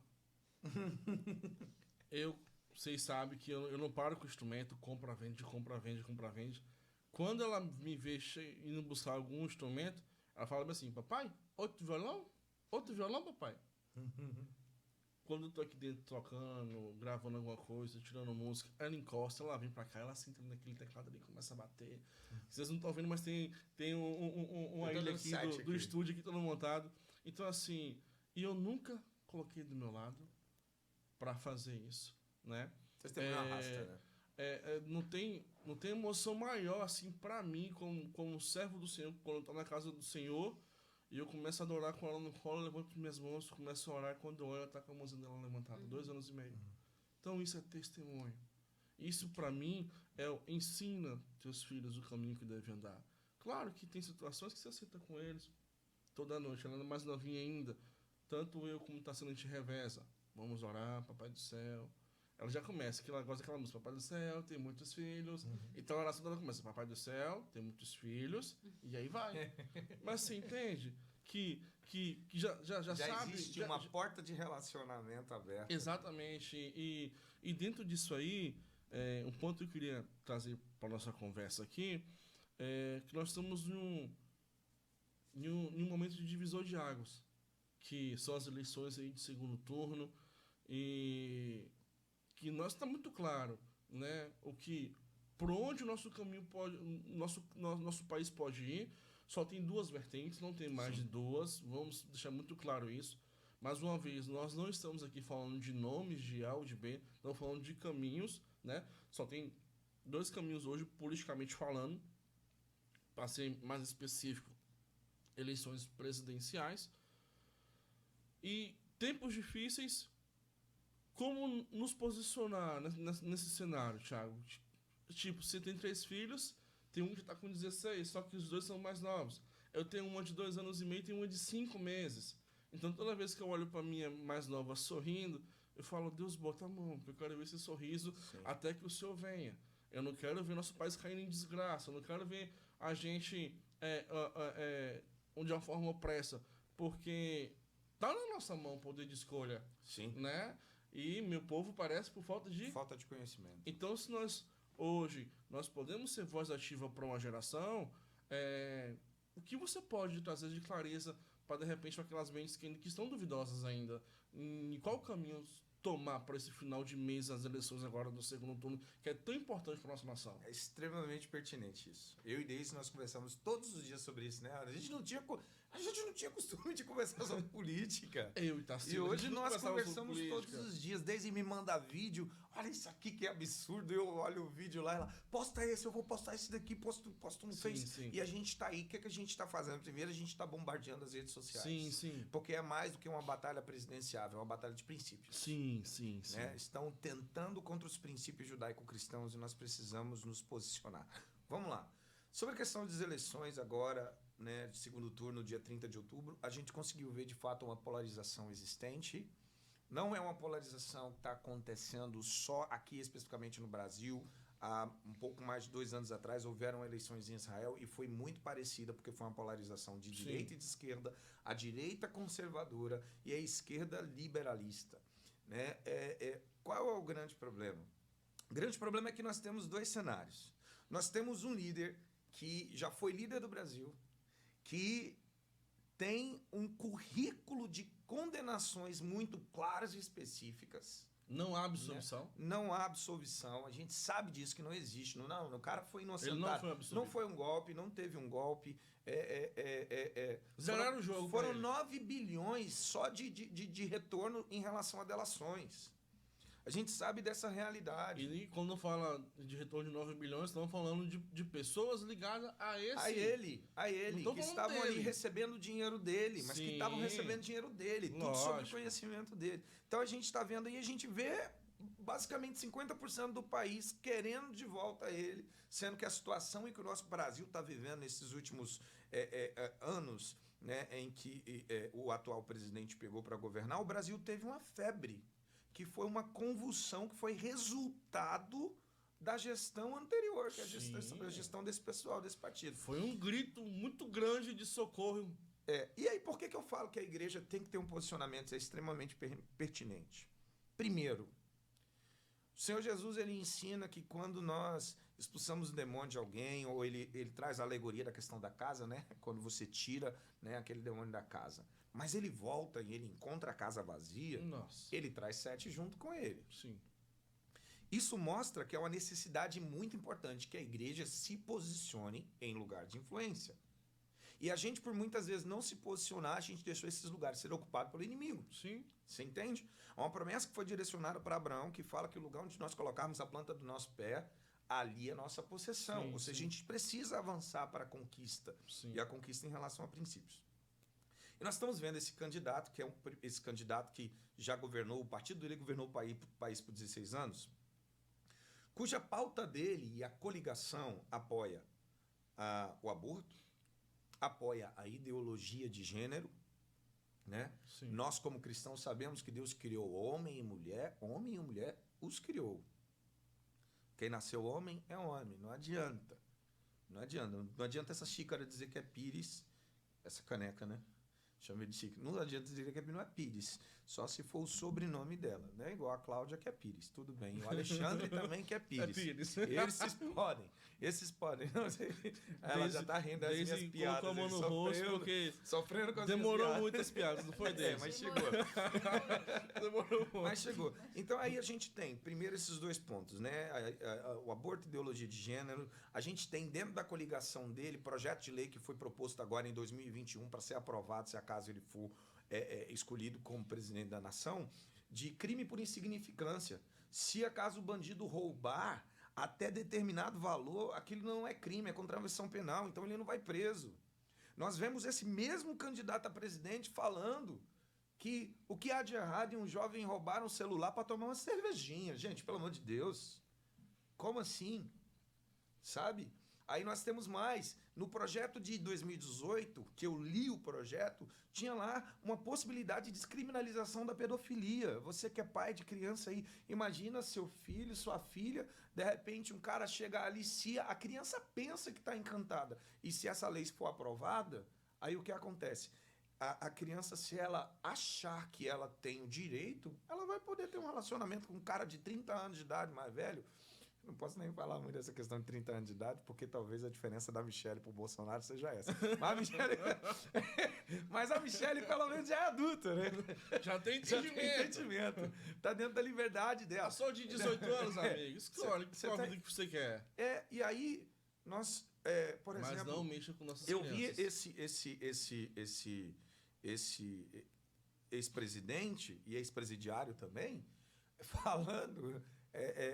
eu assisti hoje um vídeo que eu já tinha assistido, mas hoje eu assisti ele na íntegra, que foi um vídeo dele falando por que as coisas no Brasil muitas vezes não fluem, que ele já tinha tentado mudar algumas regras do FMI, que ele tinha um desejo muito grande no coração de fazer uma aliança nos BRIC, né, que é os 5 países mais que estão em ascensão, né, em crescimento, que é Brasil, China, Rússia, Índia e não me lembro o outro, BRICS. Beleza. Aí daqui a pouco ele falou bem assim, mas nós não conseguimos porque a gente não tem um governo forte como o governo da China. Porque a China em 1949, isso ele falando, a China em 1949 passou por uma revolução que teve um cara lá, um líder chamado Mao Tse-tung, que ele fez uma revolução que mudou a história da China. Sabe qual foi a revolução? Procura saber quem é Mao Tse-tung. Você vai ver que o cara, ele começou um império de crueldade. Milhares de pessoas foram mortas. Nossa. Não só através de força armamentista, mas de fome, situações assim. E ele exaltou a transformação que esse cara produziu. E colocou a China como um exemplo de governo a ser seguido. A gente sabe que na China você não tem liberdade religiosa. Sim. Né? Há muita gente tentando evangelizar na China, mas não pode. Todas as igrejas são reguladas, elas são supervisionadas. As que estão, e tem que falar tudo de acordo com o que o governo dita. Sim. Né? Senão dá problema. A gente vê as grandes empresas do mundo, como Apple, Amazon e outras empresas, colocando fábricas na China, porque a mão de obra é totalmente barata, os caras vivem em escravidão. Sim, sim. Você vai encontrar vídeos na internet de um chinês montando um iPhone e caindo com a cara no iPhone de sono, porque não tem nem horário de almoço. Sim. E aí é esse o governo que boa parte dos brasileiros está querendo. O Teófilo Hayashi falou isso, eu já venho falando desde 2016 que eu compartilho essas coisas com o Deise. E aí eu quero agora, e com quem caminha com a gente, falar com você que está ouvindo a gente, que é jovem, como o Theo falou, faço dele as minhas palavras. A gente não vota em CPF, mas você tem que avaliar claramente quem é o candidato que apoia os princípios que nós cremos como princípios da palavra. Isso. Né? Que vai contra o aborto, que vai contra a ideologia de gênero, que vai contra a legalização da droga. Você para pensar, você tem um filho aí adolescente, hoje droga é vendida de forma informal e ilegal. Sim. Imagina seu filho sair do colégio naquela quitandinha de frente do colégio, ele chegar lá e fala bem assim, e aí, seu João, você tem maconha aí? Não, só tenho pó. Só tem pó. Aí nós, sabe, enfim, a gente pode chegar nesse lugar. É descabido demais. A gente precisa de um posicionamento. E é extremamente importante que, além de você saber que você não pode votar em pessoas que estão apoiando esse tipo de coisa, que você tem um posicionamento para multiplicar o princípio e o voto para aqueles que estão abraçando a fé cristã. Tem muita gente que fala bem assim, pastor, mas é bíblico, isso ia acontecer. Tá, gente? Existe um cenário bíblico Mas isso não quer dizer que o cenário bíblico anula o nosso posicionamento. Sim, Porque a gente precisa adiantar esse... A gente não precisa adiantar isso, né? A gente Sim. precisa resistir. Sim. A palavra fala que aquele que perseverar até o fim será salvo, perseverar nos Sim, princípios. sim. Né? E a gente está defendendo, não é só uma cartilha ideológica, não. A gente está defendendo princípios que causam a subsistência de nossas famílias. Sim, Se esses sim. princípios forem quebrados, a família ela está perdendo a sua estrutura. Sim. Né? Thiago sabe que quem convive com a gente sabe que eu não gosto de falar sobre política. Nunca foi um assunto que me interessou, assim, nunca foi um assunto que eu gostasse de discutir. Só que, principalmente depois de ter sido anunciado que tinha um segundo turno, eu me choquei. Sim. E eu, na verdade, bateu um desespero. E eu até falei com o Thiago. Eu falei, Thiago, você precisa gravar um vídeo, porque como ele é mais... Sim, sim. pra Gosto de falar um falar, pouquinho, né? Barulhento. Então, eu falei com ele. Eu queria que você gravasse um vídeo. Mas, assim, não é só um vídeo só falando. Eu queria que você falasse, né, sobre os candidatos, mas que você colocasse, tipo assim, fizesse uma edição, colocasse as leis aqui, que cada candidato tem, Sim. para o povo entender, para o povo acordar, porque não só, tipo assim, eu não penso só em mim, Sim. como o Thiago falou, nós temos filhos, e quem tem filho, quem tem irmão, quem tem primo, quem tem criança, deveria ser, no mínimo, como diz a nossa pastora, de novo, falando dela, como diz a nossa pastora, no mínimo inteligente, e pensar que vai destruir as nossas crianças, essas leis que eles estão querendo colocar. Sim. E eu até postei esses dias que eu ouvi falar que os artistas são contra o presidente, né, o atual presidente, que os artistas falam que ele não apoia a arte, que ele não apoia. Tá, mas o outro candidato, o ex-presidiário, ele apoia uma arte que não tem nada a ver com os princípios que a gente tem. Então, assim, se o povo lá fora pensa que isso é legal, que isso é agradável, mas nós, como cristãos, a gente precisa se posicionar contra isso. Porque a gente precisa entender que os nossos filhos não podem ser, em nome de Jesus, isso não vai acontecer, mas se ele conseguir chegar à presidência, a gente não vai querer ver os nossos filhos participando de uma arte daquela. A gente não vai querer ver os nossos filhos sendo obrigados até... Teve uma conhecida minha que conversou com a sobrinha, que tipo assim, ela vai estar usando o banheiro e vai estar um homem lá usando o mesmo banheiro. Isso não tem lógica. A gente, como cristão, a gente precisa entender que o atual presidente pode não ser o mais santo de todos. Quem é? Todos somos falhos. Ele também tem as falhas dele. O que o povo precisa entender que o atual presidente pegou já na pandemia. Então veio a pancada para ele, porque já começou a pandemia e teve uma série de problemas e que, como várias pessoas sabem, nos outros países o caos foi muito pior. Aqui ainda conseguiu ficar de boa, vamos dizer assim. Economicamente falando, né? Sim. E o que ele tem feito agora, que as pessoas têm criticado muito, têm falado muita coisa, ele está tentando consertar o que 16 anos? 16 anos. O outro governo deixou. Então, assim, quer julgar ele agora, por quê? Porque ele tem uns princípios diferentes do que esse povo quer, do que a maioria das pessoas, né, estão falando agora. Entre os dois, eu até vi um vídeo hoje de uma mulher falando assim, não acredito, você vai querer... Eu ia falar sobre isso. Falando que o atual presidente é ditador, que não sei o quê. Não sabe nem o que é ditadura. E aí fala... eles se manifestam de uma forma que eu estava até pensando nisso essa semana. Você pega, olha nas redes sociais, né, que as pessoas têm mais costume de ver as coisas, a maioria não pesquisa, a maioria não vai a fundo. Então, olha nas redes sociais. Os que apoiam o ex-presidiário, como a gente fala, o ex-presidiário, você vê o nível da pessoa, você entende. De conduta moral. De conduta moral, você entende e fala assim, esse aqui eu não quero. Você tocou num ponto que eu ia comentar sobre isso, que A gente fala que foram 16 anos, mas nós sabemos que foram 8 anos de Lula, foram 6 anos de Dilma e mais 2 de Temer, que mesma farinha, não tem nem o que falar. Mas existe uma militância com tão baixo nível intelectual de conhecimento, porque existe uma classe, que é a galera do LGBTQIA+, né, que defende essa esquerda com unhas e dentes, mas se você for buscar na história, esse partido nunca apoiou eles. Então, assim, há uma disparidade de sentar, de conhecer, eles estão militando por coisas que eles nem mesmo sabem que estão sendo apoiados. Sim. Entende?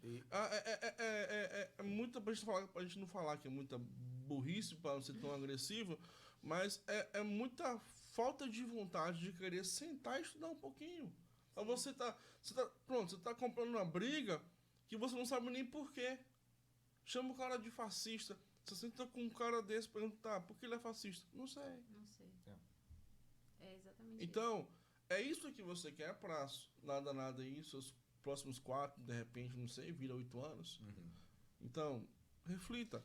E eu ouvi, meu irmão até falou que o candidato tinha falado assim, se eu não conseguir a presidência agora, eu vou desistir. Tipo assim, eu não vou tentar mais. Sim. Aí eu, meu Deus, agora que eu vou orar mesmo. Porque aí ele não vai conseguir agora e aí ele não volta mais. Porque o problema uma destruição que tá vindo. O problema é que esse que falou que não volta mais, a gente sabe que ele é massa de manobra. E sempre ele volta, infelizmente. Ou ele faz parte do bolo. Ele faz parte do bolo. Do Boulos. Do Boulos. Teve um ponto que você tocou que eu acho que é importante a gente só pontuar aqui, Júnior. Né? A gente está falando sobre essa questão das militâncias. É muito importante para você que vai assistir esse podcast, que está ouvindo a gente, você entender que nós, como igreja, nós não carregamos um preconceito ou um problema com a pessoa que ela decide ser homossexual. Nós sabemos que Jesus restaura e quer que você volte ao plano original, né? Porque existe também um discurso que fala que a gente é intolerante, um discurso de ódio. Nós amamos você, nós não apoiamos a prática. Agora, a nossa maior militância dentro disso que está sendo trabalhado é porque, filho, você quer tomar a sua decisão de viver a sua vida, nós não achamos que vai ser bom para você. Mas você tem todo o direito de tomar a sua decisão agora de influenciar nossos filhos? Não. Sim. Você entende? Eu lembro, Júnior, de um parlamentar exemplar que era da classe, vamos colocar bem assim, hoje ele seria enquadrado naquela classe LGBT, que é o Clodovil. Sim. Mas Clodovil, ele ficava chateado quando ele via alguém querendo incentivar uma criança a ser gay. Você tá entendendo? O que a gente tá querendo dizer com isso, tá? A gente acredita, meu irmão, que se você nasceu homem, Deus tem um projeto para você como um homem, um plano perfeito. Se você nasceu mulher, Deus tem um plano para você perfeito como mulher. Todavia, você tem livre-arbítrio. Nem Deus mexeu nisso, a gente também não vai mexer. Você vai escolher viver do jeito que você quiser, mas nós te incentivamos a viver do jeito que Deus te fez para viver. Lembrando que você, por toda a vida, vai ser refém das suas decisões.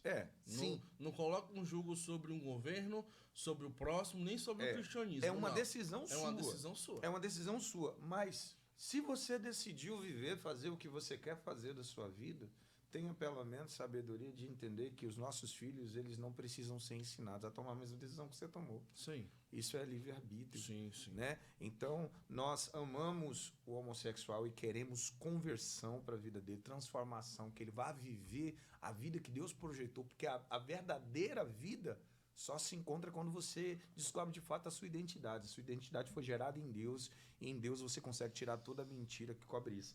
Mas, né?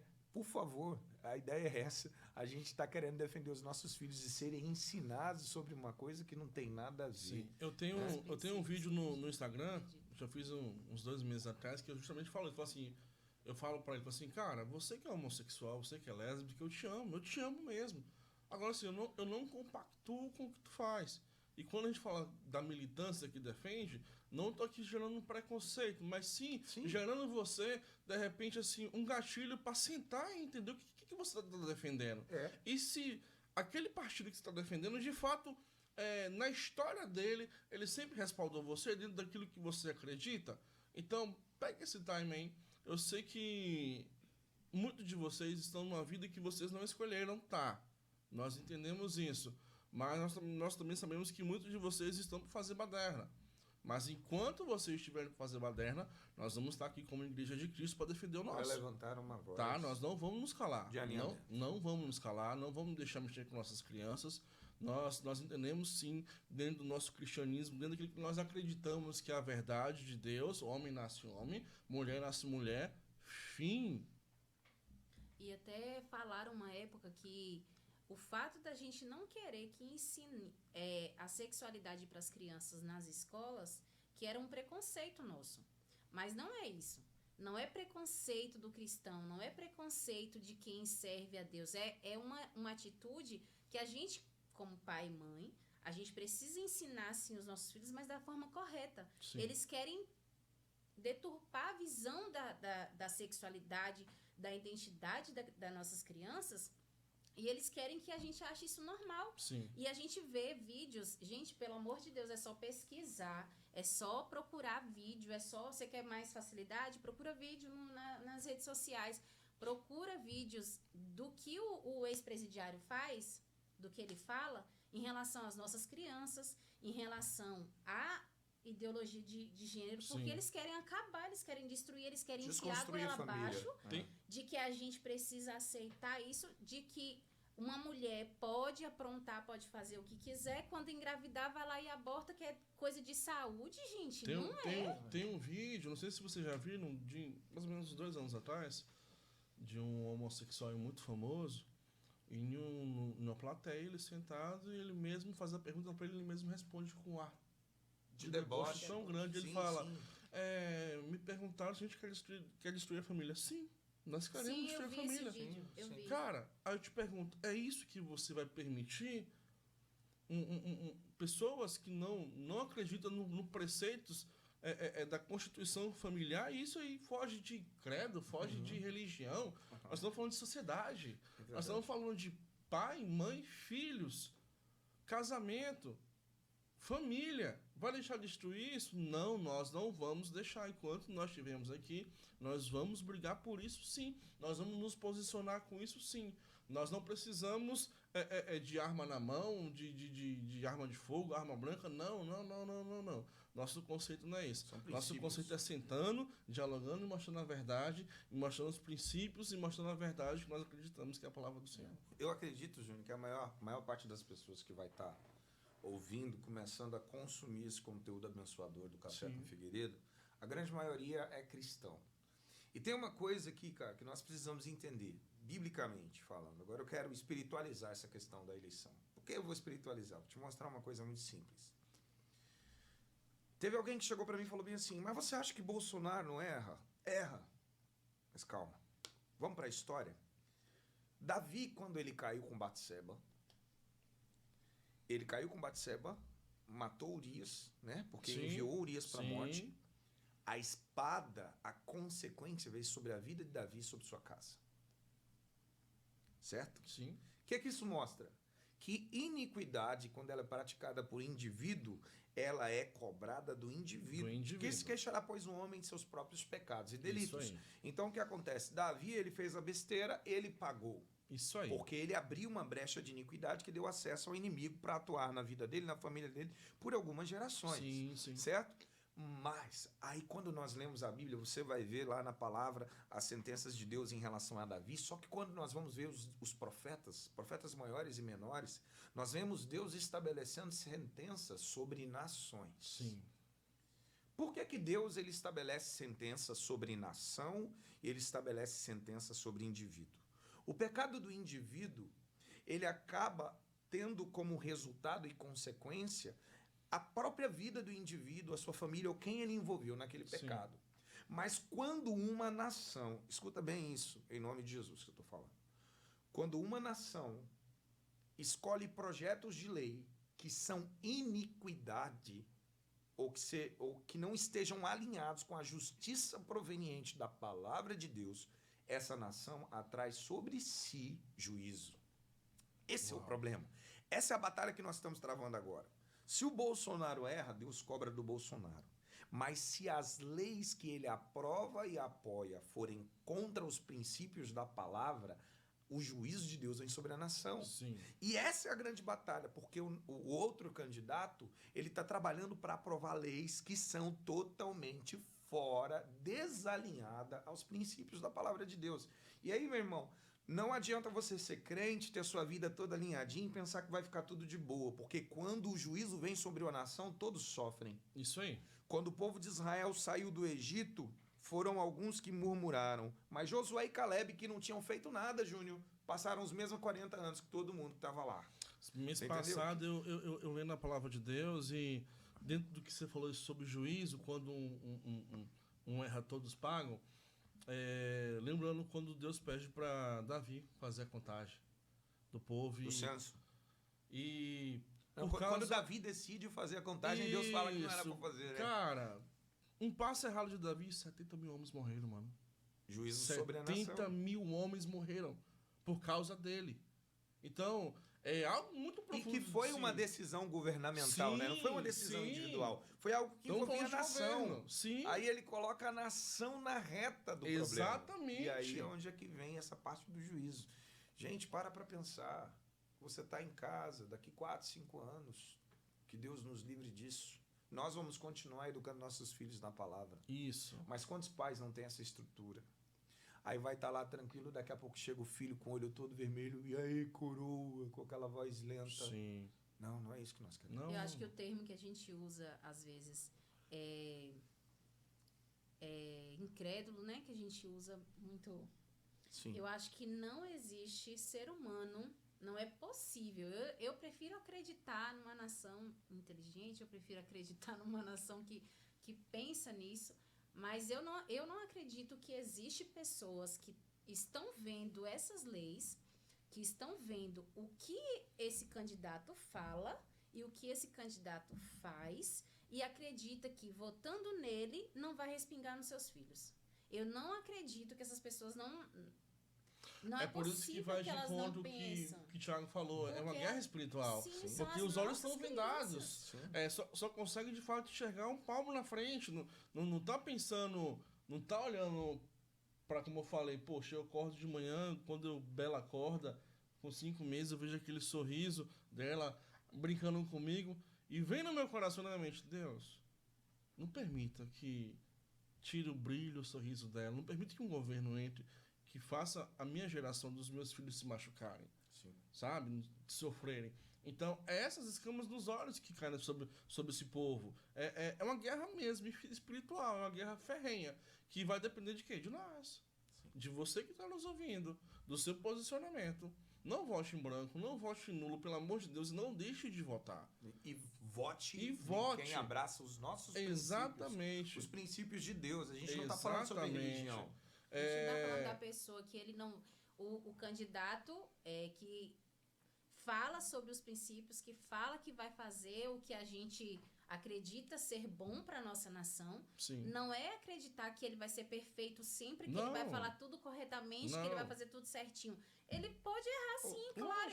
Ele vai errar. Juni, Daisy. Ele vai errar. Mas acontece que a gente está vendo o que está sendo proposto pelo outro candidato, e se a gente fecha os olhos para isso e acredita que, nossa, mas é porque está na Bíblia que nos fins do tempo, finais do tempo vai ter guerras, tá, mas a gente precisa adiantar, falar, não, vamos colocar logo esse, que aí acaba logo com tudo. Sim. A gente precisa se posicionar agora contra tudo isso que ele tem falado. Sim. E a gente dá um voto de confiança para quem tá falando sobre os princípios que a gente acredita ser o correto. E me vem aqui uma coisa agora que eu acho que é muito importante. Jesus Cristo, quando ele vai orar e nos ensinar a orar na oração dominical, ele fala, Pai nosso que estás no céu, santificado seja o teu nome, venha o teu reino. Tem algo muito importante aqui que você precisa entender. Independente do homem que senta na cadeira, se ele carrega os princípios de Deus, quem reina é Deus. Isso. A palavra fala que feliz é a nação cujo Deus é o Senhor. Mas quando esse versículo ele é escrito lá em Salmos, já existiam reis.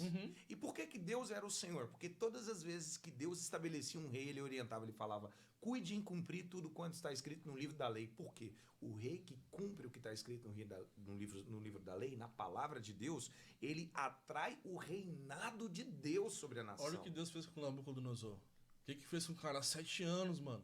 Sim. O cara no meio do mato, vivendo como animal. Para ele entender que existe um Deus acima de tudo e acima de todos. Que nada é feito por nós, se não for ele que está governando nossas vidas. Se ele não estiver no centro da nação. E você que é cristão, se você já fez ano bíblico, você vai ver na história dos reis que os reis que tiveram sucesso em Israel foram reis que estabeleceram como princípio a restauração do serviço do tabernáculo ou do templo. Né? Então o que acontece? Todas as vezes que Deus é colocado num lugar de centro da nação, a nação prospera. Isso. Quando nós vemos Isaías capítulo 6, nós temos um quadro muito lindo. Eu acho linda aquela cena. Por quê? Porque ele começa Isaías, o capítulo falando o seguinte: no ano da morte do rei Uzias, eu vi o Senhor assentado sobre um alto sublime trono. Mas quando ele fala do ano da morte do rei Uzias, por que ele usa aquilo como referência? Porque o rei Uzias foi um rei que ele cuidou em praticar toda a justiça do Senhor. E no período dele, Israel foi muito bem preparada dentro do conceito de proteção armamentista. Ou seja, além de ele fazer a vontade do Senhor, ele protegeu a nação de Israel. Foi uma era, o reinado do rei Uzias foi uma era de segurança, de prosperidade e de adoração. Que é tudo que nós precisamos para a nação ir bem. Aí o que acontece? O rei Uzias morre. A esperança do povo fica tremida. Poxa, o rei que estava alinhado com os princípios do Eterno morreu. O que vai ser agora da nossa nação? Né? A nossa nação estava aqui respaldada por um grande exército. A gente tinha armamento do melhor naquela época, porque isso é importante. Hoje nosso armamento é espiritual. Né? Aí o que acontece? O povo começa a se desesperar e Deus vai e chama Isaías para um momento de intimidade. No ano da morte do rei Uzias, aí olha o que ele vê. Viu o Senhor assentado sobre o alto e sublime trono? As suas vestes enchiam o templo. Acima dele haviam querubins e serafins gritando: Santo, Santo, Santo é o Senhor dos exércitos. Veja só, quando o rei que ficou conhecido por fortalecer e fortificar Israel morre, o rei do céu se mostra como o Senhor dos exércitos. Uau. Então nós precisamos entender que o reino, ele se aplica, e o reinado de Deus se aplica por aquele que se deixa ser conduzido pelos princípios. Por isso que nós temos que votar naquele que está apoiando a igreja de Jesus Cristo. Isso aí. Você entende? Porque você vai estar votando no homem, mas o princípio que governa é o princípio do reino de Deus. E independente de quem se assenta no trono aqui da terra, existe um trono que é eterno e inabalável da promessa feita a Davi, que é do Senhor Yeshua. Ele reina para sempre. E toda nação que escolher ele como rei vai viver prosperidade, vai viver bênção, vai viver... Ô, Júnior, a gente passou mais de 16 anos, porque conta com o governo anterior, em que Israel não tinha ligações diplomáticas com o Brasil. A palavra fala lá no início, em Gênesis, capítulo 12, que todo aquele que abençoar a Israel seria abençoado. Todo aquele que amaldiçoar seria amaldiçoado. Isso é bíblico. O governo que estava aí, eles são reconhecidos em Israel como pessoas não gratas. Como pessoas que eles não amam a causa de Israel, a causa de Sião. E o presidente atual, ele refez esses laços. Você entende? Restaurou, né? Restaurou esses laços. E nós precisamos entender isso. Amém. Você precisa posicionar-se para isso. Em nome de Jesus. Se posicione. Gente, queria que minha gratidão a você, pastor Thiago, Deise.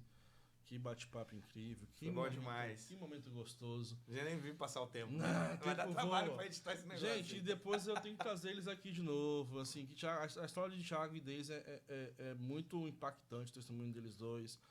O que Thiago já passou. O Thiago tem um testemunho muito forte, né, Thiago? Como a vida antes de Cristo, com o ocultismo, com tantas coisas pesadas. E Deus restaurou esse cara e trouxe para perto dele. E hoje é um pastorzão aí. Deise, uma mulher incrível. Deise, a isca de Deus. Deus colocou, Deus colocou a prova, assim, sabe? O cuidado dele, assim, o tempo todo ela falando que queria conhecer essa unidade de pai e filho, mas eu conhecendo o testemunho dela, sabendo que ela passou com essas gestações tudo, eu falo uma coisa para você, filha, não tem como uma pessoa em sã consciência, não sendo pai, cuidar de você do jeito que ele cuidou. Então, em outro momento, vamos trazer eles dois aqui de novo para trocar mais essa ideia, tá? Em nome do Senhor Jesus, reflita. Nós terminamos esse podcast com isso, reflita, tá? Nós queremos o melhor para o nosso país, o melhor para a nossa nação, nós queremos o melhor para os nossos filhos e queremos o melhor para você, tá? Mais uma vez, muito obrigado. Obrigado, Daisy. Deus abençoe vocês, viu? E até a próxima. E aguarde que vai ter spoiler aí nos próximos dias. Bom demais. O pessoal que vai vir também aqui bem, bem pesado. Só acho que a gente até citou o nome deles aqui, mas aguarda aí que vai ser benção, viu? Deus abençoe vocês. Até a próxima. Tchau, tchau.